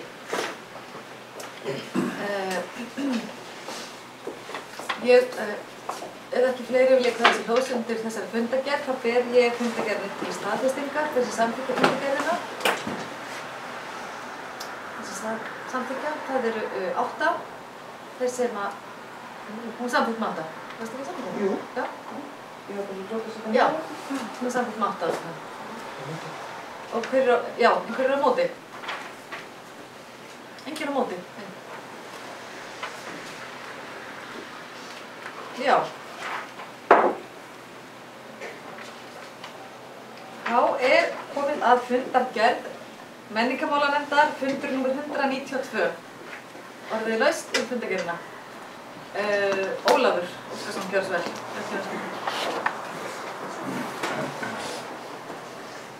Nú varum að hérna.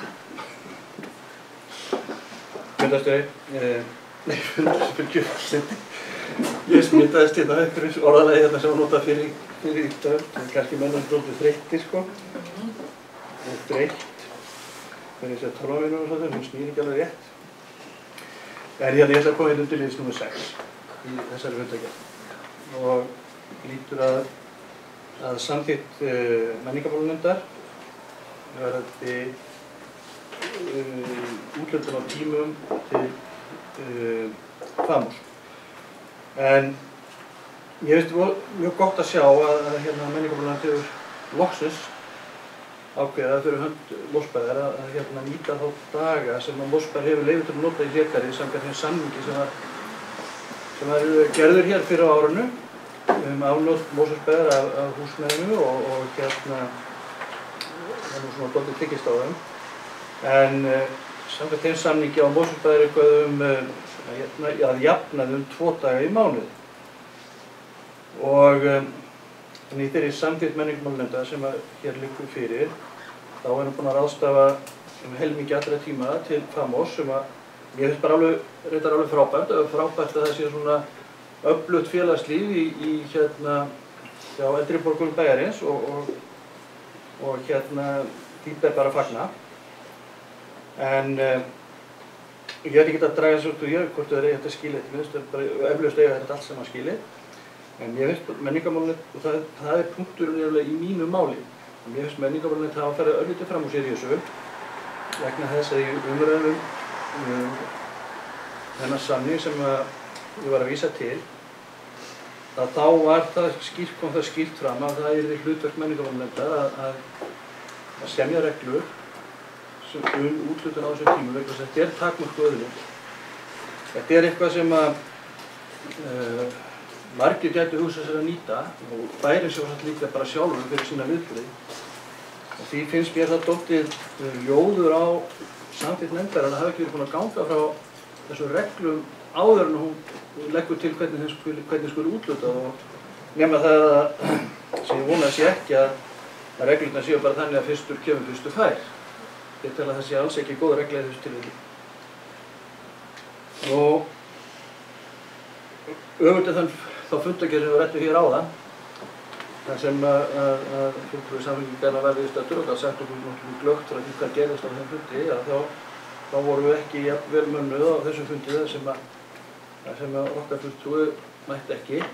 Því kom það svolítið á óvart að sjá að þessi liður hafi verið samþykktur með 5 atkvæðum,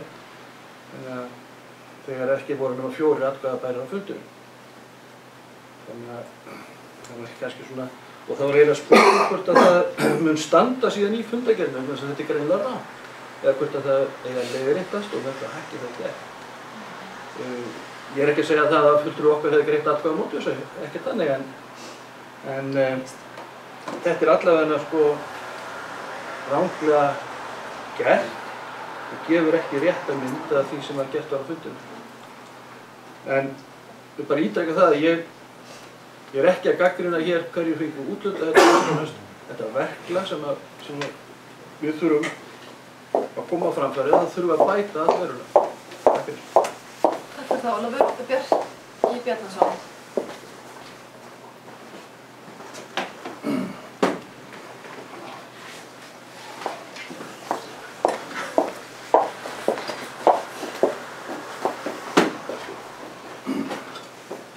Já, forseti, ég er upp undir þessu sama lið, það er að segja í fundargerð menningarmálanefndar nr. 6, fundargerð menningarkvöld FAMOS. Bæði þetta og Ólafur komu inn á þessa mynd sem við erum svona kljást við, eins og hann sagði, það var gerður samningur við flesta aðila. Við hlut bæjarins komum upp á 24 skipti að jafnaði 2 á mánuði sem eru til ráðstöfunar. Það getur þá verið bæjarinn sjálfur, mér skilst að bæjarinn hefur eitthvað notað þetta húsið, tekið af þessum 24 skipta kvóta.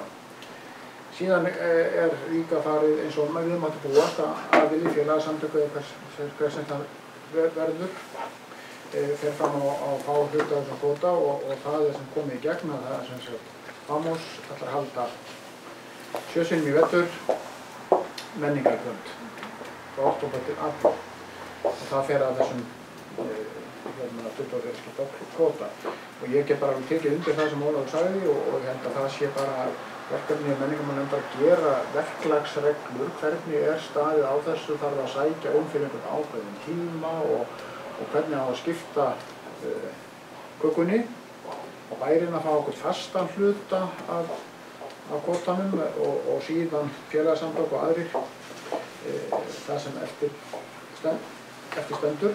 Þetta held ég að sé verkefni menningarmannanefndar sem fer nú á einhverju leyti með málefni hlékars og hefur gert lengi að útbúa slíkar reglur, verklagsreglur eða úthlutunarreglur eða hvernig sem við köllum það. En bara svo lokum að fagna bara því að okkar ágæta félagsheimili sé nú að lifna sem mest við og vonandi bara meira meðal annars í gegnum þennan kvóta og svo náttúrulega sem flestir bara viðburðir verði þar á vegum rekstraraðilum. Takk fyrir. Takk fyrir Bryndís Haraldsdóttir, gjörðu svo vel. Nei, Anna Sigríður.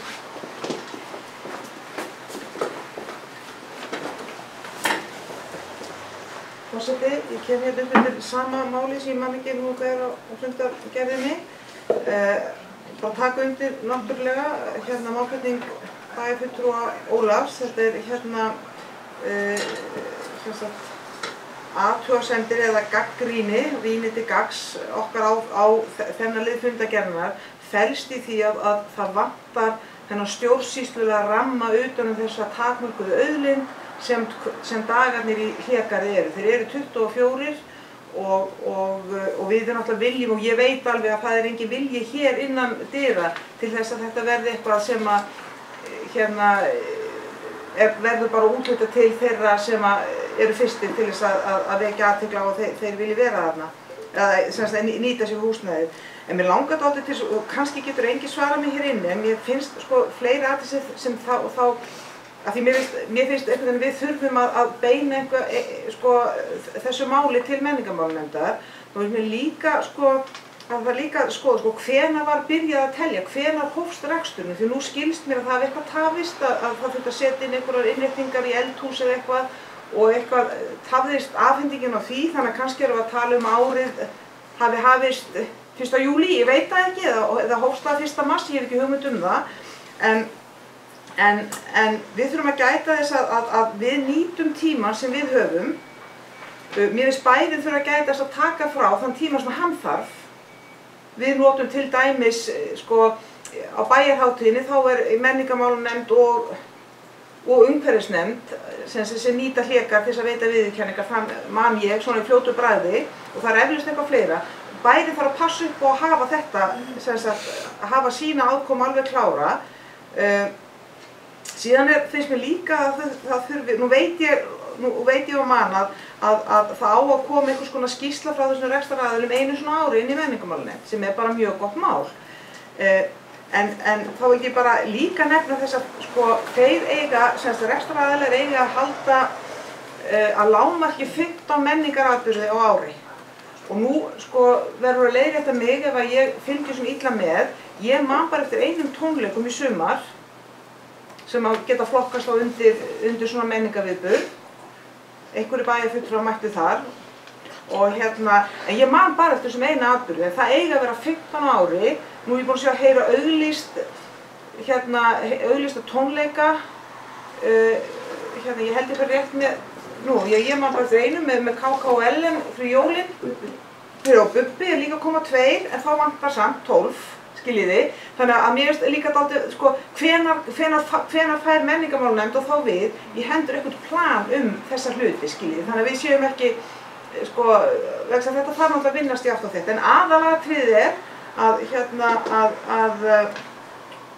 að við höfum þennan ramma vegna þess að alveg svo með fiskinn í sjóinn og þá eru tímatir í hlégarði takmörkuð auðlind og við þurfum að gæta þess að þeim sé úthlutað á gagnsæjan og á gagnsæjan hátt þannig að ekki sé upp og okkur að klaga með það. Takk, forseti. Takk fyrir Anna Sigríður Guðnadóttir. Bryndís Haraldsdóttir, gjörðu svo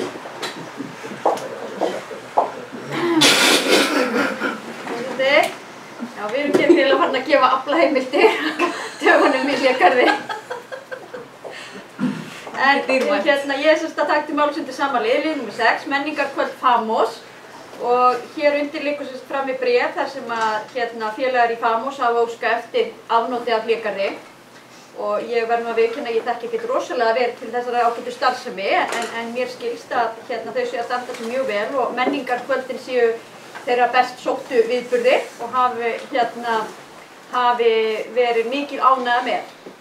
Ég verð nú að segja að þegar ég sá þetta þá hugsaði af hverju þarf að taka þetta af þessum takmörkuðu dögum sem að Mosfellsbær á, þarna verður væntanlega einhver veitingasala og þetta ekki mitt bara hluti að vera með svona menningarkvöld og fólk kæmi þarna og væri að njóta einhverja menningar og myndi væntanlega bara versla þá líka af veitingahúsinu en þá var mér það var útskýrt fyrir mér að stór hluti af þessum menningarkvöldum væri einmitt að þeir væri að koma með sínar eigin veitingar og það er þá bara hluti af þeirra menningu á þessu menningarkvöldi. En ég tek bara alveg undir þessar ábendingar. Ég held að það sé mjög tímabært að gera einhverja reglur og ramma utan þessa takmörku auðlind okkar sem eru dagarnir í hlégarði. Þannig að ég held að ég samþykki það algjörlega og bara eðlilegt að við bókum það hér undir þessa fundargerð og það fari þá bara inn í menningarmálanefnd að við bendum á það að beini þeim tilmælum til þeirra að þau fari í þá vinnu að útbúa einhvers konar reglur í kringum úthlutun á þessum dögum í hlégarði. Í ljósi þess að bæjarfulltrúi Samfylkingarinnar ljá máls á því að það hefði greinilega eitthvað misritast eða misskilist á þessum fundi hvað margir atkvæðabærir nefndarmenn voru á fundinu, þá finnst mér nú líka eðlilegt að svo nú rétt á að vera rétt að það sé tilgreint með einhverjum hætti og kannski lögmaðurinn okkar og ritari fundarins leiðbeina okkur eitthvað það hvort við höfum að fara að breyta sjálfri fundagerðinni sem þó hefur verið undirrituð eða hvort það sé eðlilega að það sé bara bókun frá okkur undir viðkomandi fundagerðinni sem bentir á að þetta séu augljóslega einhver mistök. En ég held að sé allavega ástæða á öðrum hvorum staðnum að það komi fram. En ég tek líka undir það er bara hluti af því sem við ræddum varðandi hlégarð þegar við fórum í þetta samstarf að við myndum þurfa að fylgja því svolítið eftir og við höfum allmiklar væntingar til þessara aðila og til þess að það yrði meiri starfsemi, opin starfsemi í hlégarði og það hefur farið aðeins hægt á stað, ég held að við getum öll verið sammála um það. Vonandi mun það bara takast vel og ég held að sé líka ástæða til þess að við fáum fljótlega skýrslu, jafnvel einhverja áætlanir hvað viðkomandi aðilar sjá fyrir sér þarna og þannig að það sé haldið utan það og mér finnst ekki ólíklegt að það liggi hér einhverjar upplýsingar það hjá starfsmönnum sem eru í samskiptum við þessa aðila sem reka hlégarð. Þannig að og örugglega bara ástæða til þess að það sé tekið til umræðu inn í menningarmálanefndinni og skili sér þá hingað til okkar í bæjarstjórninni. Takk fyrir Bryndís, ég tek undir það. Ég held að það sé líka mjög gott að fá spennan mikil fyrir viðburðum í hlégarði, þannig að við viljum vita. Orðið ennþá laust fundargerð menningarmálanefndar. Fundargerð menningarmálanefndar. Ef enginn til þessu hljós, þá er hún borin upp til forseti, það var sem tillaga hér á einhverju bókun undir þessum lið. Það fylgir bókun þessum lið. Þessum við erum að beina þeim tilmælum en það ekki til nefndarinnar ef við kannski að bara fá að taka stutt hlé og semja hana saman eða? Já, stutt hlé. Eða við getum lókt þetta? Nei. Kláta. Við höldum áfram fundi bæjarstjórnar og erum í fundargerð menningarmálanefndar undir liðnum menningarkvöld FAMOS og það liggur fyrir bókun sem ég ætla að lesa upp núna. Hún hljóðar svo. Bæjarstjórn samþykkir að beina því til menningarmálanefndar að semja reglur fyrir úthlutun fyrir daga sem bærinn hefur til ráðstöfunar samkvæmt samningi við rekstraraðila hlégarðs. Afgreiðsla fundar nr. 192, fundar menningarmálanefndar, samþykkt á þessum bæjarstjórnarfundi, nr. 656. Já, býttu við. Þó með þeirri athugasemd að einungis 4 atkvæðabærir nefndarmenn voru á fundinum en ekki 5 eins og afgreiðsla fundarins ber með sér. Við höldum að funda áfram. Orðið er laust í fundargerðina. Bryndís.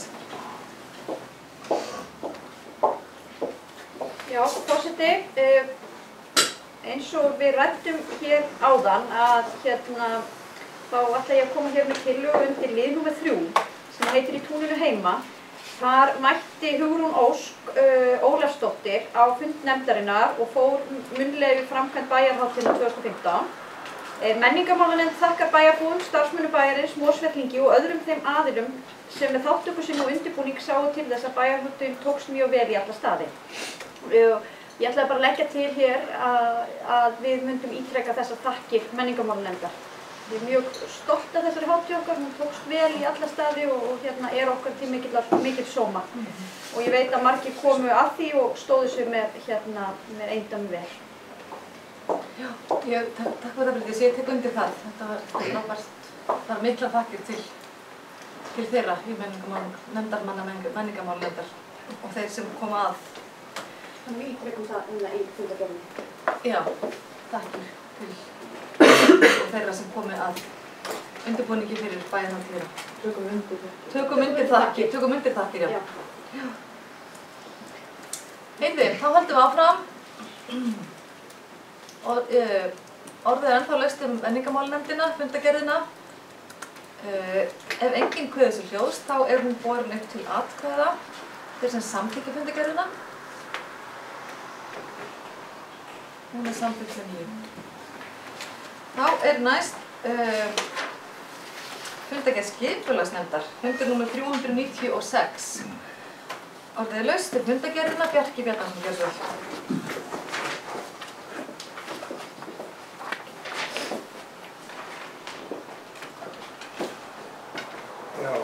vel. Ég er mörg mál á dagskrá í skipulagsnefndinni. Ég var bara fyrst að koma inn á mál nr. 6 sem er á titilinn Hestaíþróttasvæði Varmabökkum, endurskoðun deiliskipulags. Þetta mál hefur nú lengi verið í undirbúningi, tengist mannvirkjum á svæðinu og reiðstígum. En nú er komið að því að setja þetta í auglýsingu og jafnvel funda með hestamönnum. Hluta af þessu máli er það að það er fyrir reiðstígar, annars vegar meðfram Friðlandi og hins vegar meðfram Varmóni. Allt kemur þannig fram á teikningum. Forseti, ég er líka langar að nefna 2 önnur mál og ég kannski bara koma strax. Það var það næsta mál sem ég langar að nefna. Það er nr. 7 sem ber titilinn Selholt, aðalskipulagsbreyting og deiliskipulag. Það hefur líka verið alloft á dagskrá núna síðustu mánuði. Það snýst víkingajöröld eða víkingaþorp hérna eftir Mosfellsdal, landi Selholts. Þetta er nú verið ýmsir vinklar á þessu máli og sérstaklega er það nú vatnsverndin sem hefur svona, eða hvað að segja, valdið því að vatnsverndarsvæði valdið því að ýmsar spurningar kviknað hjá nefndarmönnum og öðrum. Tímabili hörfuður út af svokallari leirtjörnandi grendinni með víkingaþorpið til að fara út fyrir ákveðið svæði. En svo þetta tengist náttúrulega því að það verið að endurskoða vatnsverndarsvæði hér á Mosfellsbæ og víðar. Það er allt í vinnslu eins og við vitum. En á sama tíma er verið svona hugmyndir stórt og mikið víkingaþorp þarna og þá var spurning það á vatnsverndarsvæði. Það hefur verið svolítið að segja glasnum bara síðustu vikum og mánuðum af því að þetta er ekki endanlega ákveðið hvað þetta vatnsverndarsvæði mun vera. Það nýjustu fréttir er að verkfræðistofan Vatnaskil kom með ákveðna útspil, getur við sagt. Það var hægt að grafa þarna ákveðin skurð meðfram meðfram Þingvallavegi. En málið nú bara ekki til lykta leitt og eftir að koma aftur á dagskrá hjá skipulagsnefnd. Það meðal annars þarf að gera svokallaða umhverfisskýrslu og hún var ekki tilbúin fyrir þennan síðasta fund. Þriðja máli sem ég langar að nefna í þessari fundargerð er nr. 11 sem er tillaga Samsons Bjartmars Harðarssonar grænt skipulag fyrir Mosfellsbæ. Þetta er svona framhaldsumræða, það hefur verið áður á dagskrá og á fundi mætti Guðrún Birna Sigmarsdóttir sem er starfsmaður á umhverfissviði. Ég ætla bara að lesa formlega niðurstöðuna. Hún var svona: Skipulagsnefnd felur umhverfissvið að vinna að skilgreiningu á grænu skipulagi í Mosfellsbæ. Þannig að núna væntanlega á þessum vetri sem er að fara í hönd mun það vera unnið hér af starfsfólki á umhverfissviði. Við höfum auðvitað grænsvæði samkvæmt aðalskipulagi en þetta gengur lengra. Það er að segja, það er svona komið að segja það, grænsvæði geta verið af ýmsum toga. Þetta tengist til dæmis skógræktarstefnu sem hefur stundum verið rætt að þurfa að gera skógræktarstefnu í sveitarfélaginu. Þetta getur tengst gönguleiðum og ágöngum plöntutegundum. Þannig að ég fagna því bara að þetta sé komið í þennan farveg og verður þá unnið áfram hér á næstunni af umhverfissviðinu. Þá hef ég lokið máli mínu í byrjun. Takk fyrir. Takk Bjarki, Ólafur, gjörðu svo vel.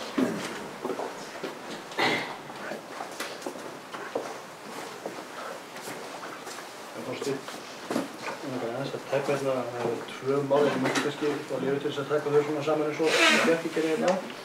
Það fyrsta lagi var þetta málinu 7 Selholt sem að Bjarki lýsti hér yfir með varðandi þetta vandamál með vatnsverndarsvæði sem skilgreiningar að hvað það liggur.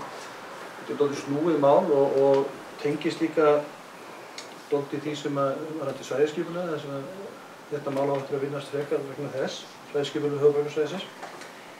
En einhvern veginn þá rifjaðist upp fyrir mig þegar Bjarki var hérna að ræða þetta að ég myndi að það hefði verið ákveðið af skipulagsnefnd að hún ætlaði að halda fundu þetta mál með verkfræðistofinu Vatnaskil ásamt kjörnum fulltrúum og skipulagsnefnd.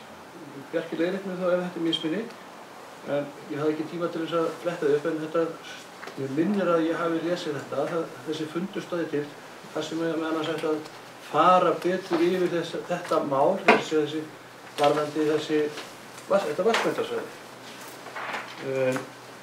Ég skilur nú svolítið fletti upp á eftir en ég held að ég sé alveg örugglega að fara með þetta. Og síðan vil ég bara taka undir og með Bjarka og fagna því eins og er í lið 11 að það eigi að hefjast vinna við að skilgreina grænt skipulag fyrir Mosfellsbæ. Ég held að þetta sé eitthvað sem að heitir að nýtast okkur vel í framtíðin. Þetta sé góð byrjun og þetta tek líka undir það sem að það er ekki allir sammála hvað grænt skipulag þýðir. Það getur þýtt ýmislegt en ég býð bara spenntur eftir að þessi vinna verið kláruð að okkar fagaðurum í þessu máli og verð fyrir. Takk. Takk fyrir það, Ólafur. Sigrún Pálsdóttir, gjörðu svo vel.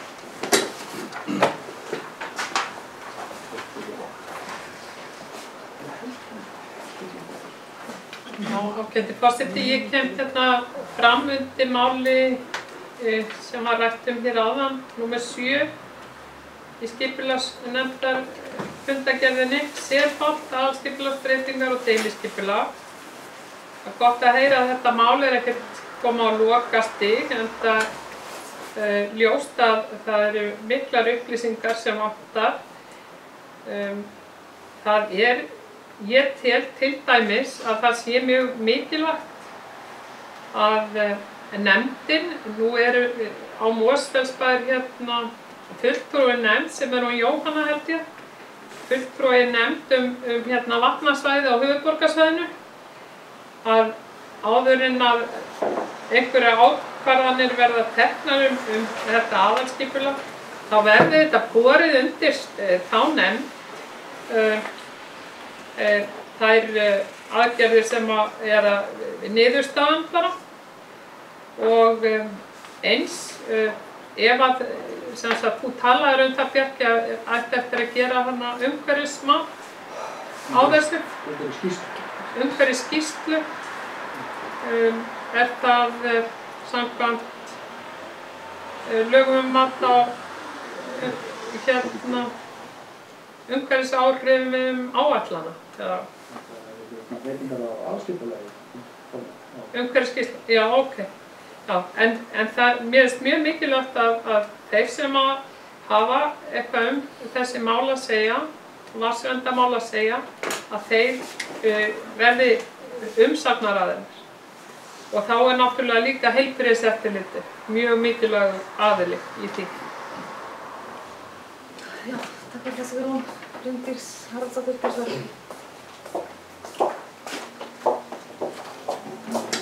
Já, forseti, ég ætla að fá að taka til máls undir þessum sama lið, númer 7 fundargerð skipulagsnefndar sem heitir Selholt, aðalskipulagsbreyting og deiliskipulag. Og undir þessum lið, og þarna var lagt fram sem sagt uppdráttur með tillögu að breytingu á aðalskipulagi og einnig tillögu að deiliskipulagi. Sem sagt, við sjáum það fyrir okkur að ef að þetta mál verður unnið áfram að þá geti þetta farið samhliða í auglýsingu, það er að segja breytingu á aðalskipulagi og deiliskipulagi og það er viðtekin venja þegar svona mál er að ræða. En það er alveg rétt eins og hefur komið hérna fram í máli bæjarfulltrúa að þetta er frekar flókið mál í ljósi þess að við erum nýbúin að endurskoða vatnsverndarsvæði höfuðborgarsvæðisins og allir hér inni þekkja þá niðurstöðu sem að fólk sem stýrt sér að vatnsverndarsvæðin hér uppi í Mosfellsdal voru að stækka umtalsvert verulega og það er byggð á þeirri sjálfsögðu staðreynd að við viljum láta vatni njóta alls vafans og það er ekki búið að rannsaka svæðin eitt mikið. Þannig að inni, sem sagt, ef ég er að skilja þetta rétt, verandi nú ekki einhver umhverfisverkfræðingur en sérfræðingarnir sem sagt á þessari ágætu verkfræðistofu Vatnaskil sem að unnu þessa vinnu fyrir okkur, settu þá náttúrulega bara inn aðstæður eins og er inn í dag, inn í sitt reiknimódel. Og þá kemur upp þetta stærðarinnarsvæði. Við hér í Mosfellsbæ áskildum okkur 3 ára frest til að taka upp þetta vatnsverndarsvæði, þessar breytingar á vatnsverndarsvæðinu. Einmitt til þess eins og við höfum rætt hér, þarf að gera einhverja frekari rannsóknir, hvernig á að bregðast við, það er nú sýnt fram á það að Þingvallavegurinn sjálfur rennur þarna beint í gegnum grannsvæði og það auðvitað gengur ekki upp. Þannig að það er náttúrulega tvennt í því, annaðhvort þarf borholan þá væntanlega eitthvað að færast eða þá að vegurinn þarf að færast. Svo kemur þetta verkefni hérna upp og þarna er verið að velta fyrir sér uppbyggingu á svæði sem er hérna inn á þessu vatnsverndarsvæði og á fundi skipulagsnefndar sem haldinn var 8. ágúst að þá var lagt fram minnisblaði frá verkfræðistofunni Vatnaskilum þar sem að þeir voru að benda á að sem sagt yfirborðsvatni, það væri hægt að leiða það í skurði þannig að það myndi hafa þau áhrif að vatnsverndarsvæði myndi minnka, eða grannsvæði allavega myndi minnka og lægi þá ekki þar sem að það er gert tillögu núna í tillögunni. Og þetta er svona fyrir, held ég, örugglega okkur flest henninni sem eru engin sérfræðingar á þessu sviði, þá er þetta svolítið nýja fréttir og maður veltir fyrir sér hversu öruggt er þetta og það er bara alveg rétt og gott að bæjarfulltrúi Samfylkingarinnar kom inn á það hér áðan að þá var lagt til á þeirri fundargerð að það yrði efnt til kynningafundar fyrir kjörna fulltrúa og nefndarmenn skipulagsnefndar og umhverfisnefndar vatnsverndarmál á svæðinu. Og við höfum svo sem tekið það líka aðeins fyrir inn í bæjarráði og vitum að Jóhanna er að vinna af þessum málum. Þegar við svo vorum að taka þetta mál fyrir á síðasta skipulagsnefndarfundi þá vildum við vissum það að við værum ekki að fara, eða ég vissi það sem formaður að við værum ekki að fara að afgreiða þetta mál en okkur fannst í ljósi þess að þetta er mjög stórt, flókið og viðamikið mál að okkur fannst rétt að setja fram þau gögn sem nú þegar eru til málið og það er þá að við fólum sem sagt Gylfa Guðjónssoni sem hefur okkar ráðgjafi í aðalskipulagsmálum að leggja fram uppdrætti sem sagt að breytingu á aðalskipulagi og breytingu á deiliskipulagi. Það er ekki búið að fullvinna umhverfisskýrslu sem þyrfti að fylgja með slíku plaggi og þar að leiðandi væri aldrei hægt að samþykkja auglýsingu fyrir en allavega það liggur fyrir. Hitt svona mál og við veltum því aðeins upp á fundinum og ég hef velt því upp eftir þennan fund með bæjarverkfræðingum okkar. Hvernig snúum við okkur annars í málinu? Það auðvitað eitt að við samþykkjum eitthvað í auglýsingu, þá líka ákveðnir umsagnaraðilar á máli og þar kemur heilbrigðiseftirlitið meðal annars inn því þeir eru bara lögbundnir umsagnaraðilar og það myndi væntanlega gerast á auglýsingatímanum sjálfum. En hitt annað hvernig kemur þetta að svæðisskipulaginu okkar og nefndinni vatnsverndarsvæði. Og ég veit að Jóhann að vinna í þessu, ég hef sjálf átt samtal við Hrafnkel Proppi sem svæðisskipulagsstjórinn og verið að reyna að fá einhverja ráðgjöf það hver ætti að vera okkar næstu skref. Og það nú bara viðurkennast að við erum öll að stíga okkar fyrstu skref í þessu. Þetta nýr löggjöf, nýtt vatn, ný vatnsverndarmörk og þannig að það verið að velta vöngum eru að fara að fá álit frá nefndinni eins og ég held að hafa komið til fram með hann sem að mér myndi persónulega sem kjörnum fulltrúar hér hugnast mjög vel að fá álit frá þessari nefnd sem hefur verið að fjalla vatnsverndarsvæðið á þessari tillögu vatnaskila. Eitthvað annað sem það þarf að gera og ég veit að Jóhanna hefur verið að skoða það fyrir sérstakt áhættumat. Ef á að framkvæma eitthvað inn á nærsvæði vatnsverndar þá gerð krafa áhættumat. Sjálf segi ég þó að ég myndi ekki vilja mæla með þessari tillögu ef þetta væri inn á nærsvæði. Ástæðan fyrir því að ég treysti mig til að mæla með svona tillögu ef einhver eru búin að sannfæra mig það að þetta verði ekki á nærsvæði. Út af því að þetta fari í einhver aðgerð eins og hennar skurð. Ég veit ekki hvort að fólk fylgir mér af því að þetta náttúrulega kannski, fólk kinkar kolli, þannig að sumir fylgja mér, aðrir kannski ekki. Þetta svona tiltölulega flókið mál. En ef að niðurstaðan í þessu ágæta minnisblaði rétt og það hægt að bregðast við og það auðvitað bara svona þegar maður fer að spá í það þá auðvitað hægt að segja einhvers konar common sense í því auðvitað ef þú leiðir vatni niður fyrir brunnið þá hlýtur grefsvæðið með einhverjum hægt að minnka og þarna erum við í dag ræsi undir veginn sem að leiða þá vatni núna undir hann og þar að leiða á grunnsvæðið og það gerur auðvitað verkum að grannsvæðið þarf að vera stærra. Þannig að það bara gott að það minnst á hann fund, ég held að það sé bara mikilvægt að halda hann og fara yfir þetta og á sama tíma erum við að reyna að fá einhverja ráðgjöf hjá okkur sérfræðingum hvaða leiðir eru næsta stíga varðandi þá samstarfi við sérstaklega svæðisskipulagsnefndina og nefndina vatnsverndina.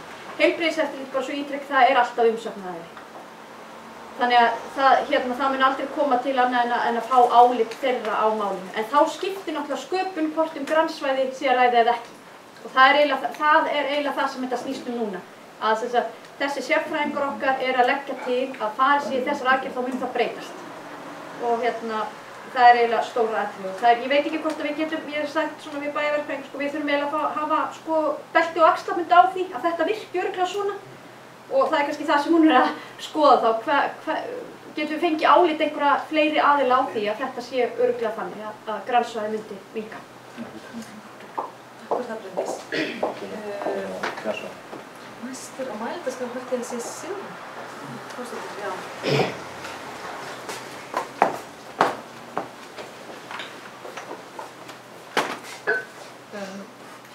Já, ágæti forseti, mig langar bara að taka undir þessi varnaðarorðunar Bryndísar að við þurfum, þetta vatnsvernd, það ekkert mikilvægar heldur en að við pössum upp á vatnið okkar og það náttúrulega fyrir komandi kynslóðir bara mjög mikilvægt að við stígum varlega til jarðar. Það sem að ég hins vegar að hugsa núna að þú talaður að þessi vinna jafnvel kláruð með aðalskipulag og deiliskipulag og síðan fer þetta eftir allt það ferli búið í umsagnaferli. Mér fyndist mikið betur farið með peningana að fá umsagnirnar í rauninni eins fljótt og hægt þegar að þau gögn liggja fyrir sem nauðsynlega eru til þess að mynda sér skoðun á þessu. Mér finnst mikið skynsamlegra að fara ekki borga fyrir kostnaðinn sem felst í því að klára þessar skipulagstillögur og setja það síðan í umsagnarferli eftir á, heldur reyna að fá niðurstöður það áður. heldur en að Mosfellsbær leggur í þann kostnað að láta gera aðals- og deiliskipulagsbreytingar. Fyrir það Sigrún, orðið er ennþá laust fundargerðina. Bryndís Haraldsdóttir til svar.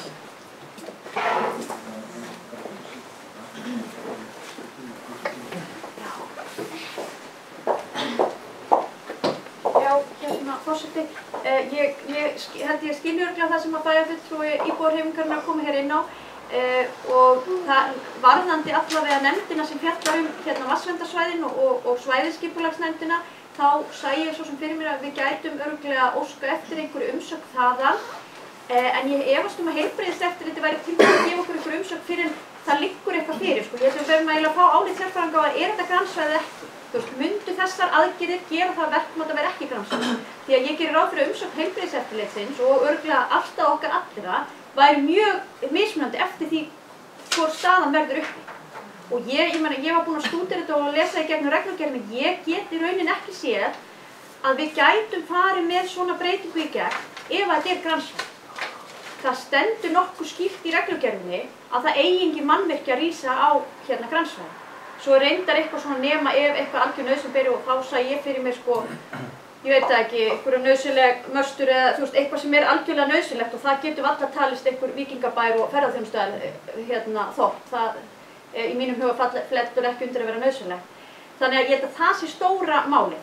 Og þess vegna held ég sé bara mikilvægt að höldum hérna fund og við fáum upplýsingar þetta og væri fínt að fá sérfræðinga vatnaskila með okkur á slíkan fund og mér bara dett í hug að við erum líka með formann heilbrigðisnefndarinnar hér á þessum fundi. Varabæjarfulltrúi Rúnar Bragi það og ég held að það væri örugglega bara ástæða til þess að hafa líka heilbrigðiseftirlitið með á slíkum fræðslufundi. Því þetta er náttúrulega sameiginlegt málefni sem við erum öll að fjalla um. Þannig að ég myndi hugsa að ég bara gera það tilhugmynd þannig að það væri kannski næsta skref hjá okkur og meðan Jóhanna svo vinnur áfram að þessu þá getum við farið sem á þar. Þetta Bryndís.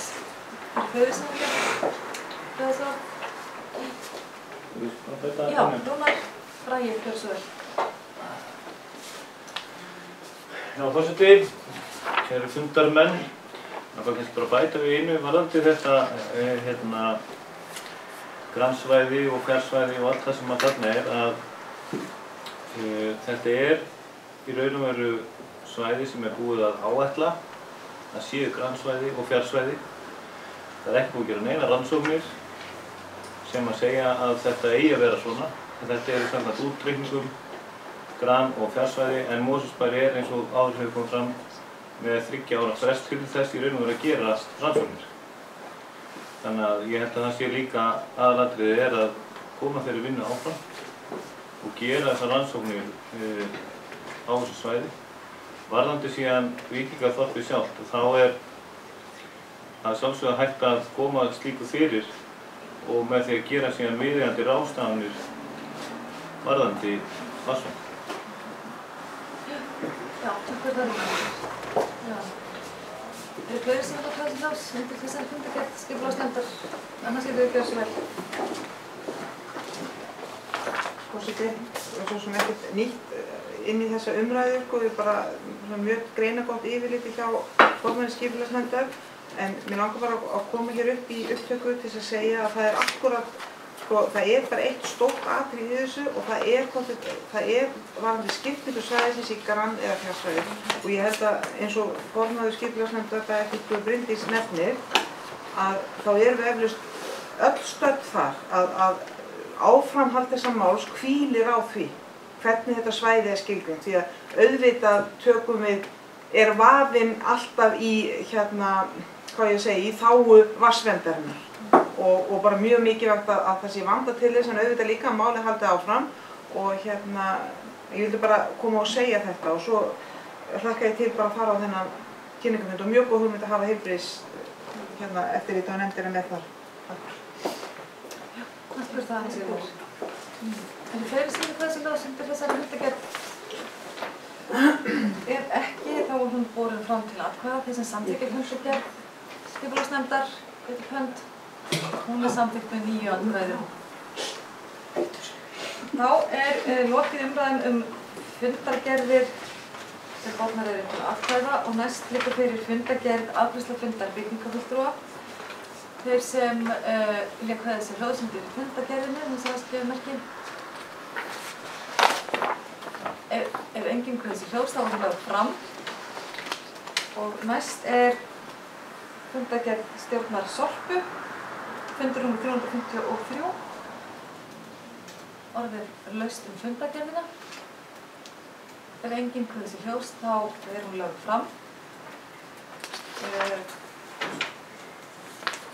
Já. Það var fundargerð 7. eigendafundar Sorpu, BS, sem haldið var 31. ágúst. Orðið laust fundargerðina. Ef enginn kveður sér hljóðs, þá hún lögð fram. Og þá það fundargerð fundar nr. 830, stjórnar Sambands íslenskra sveitarfélaga. Orðið laust fundargerðina. Ef enginn kveður sér hljóðs, þá hún lögð fram. Þá held ég hreinlega bara að dagskrá sé tæmt. Ég þakka fundarsetuna og ykkur kærlega fyrir komuna, Karen og Rúnar, sérstaklega. Og ég segi fundi slitið.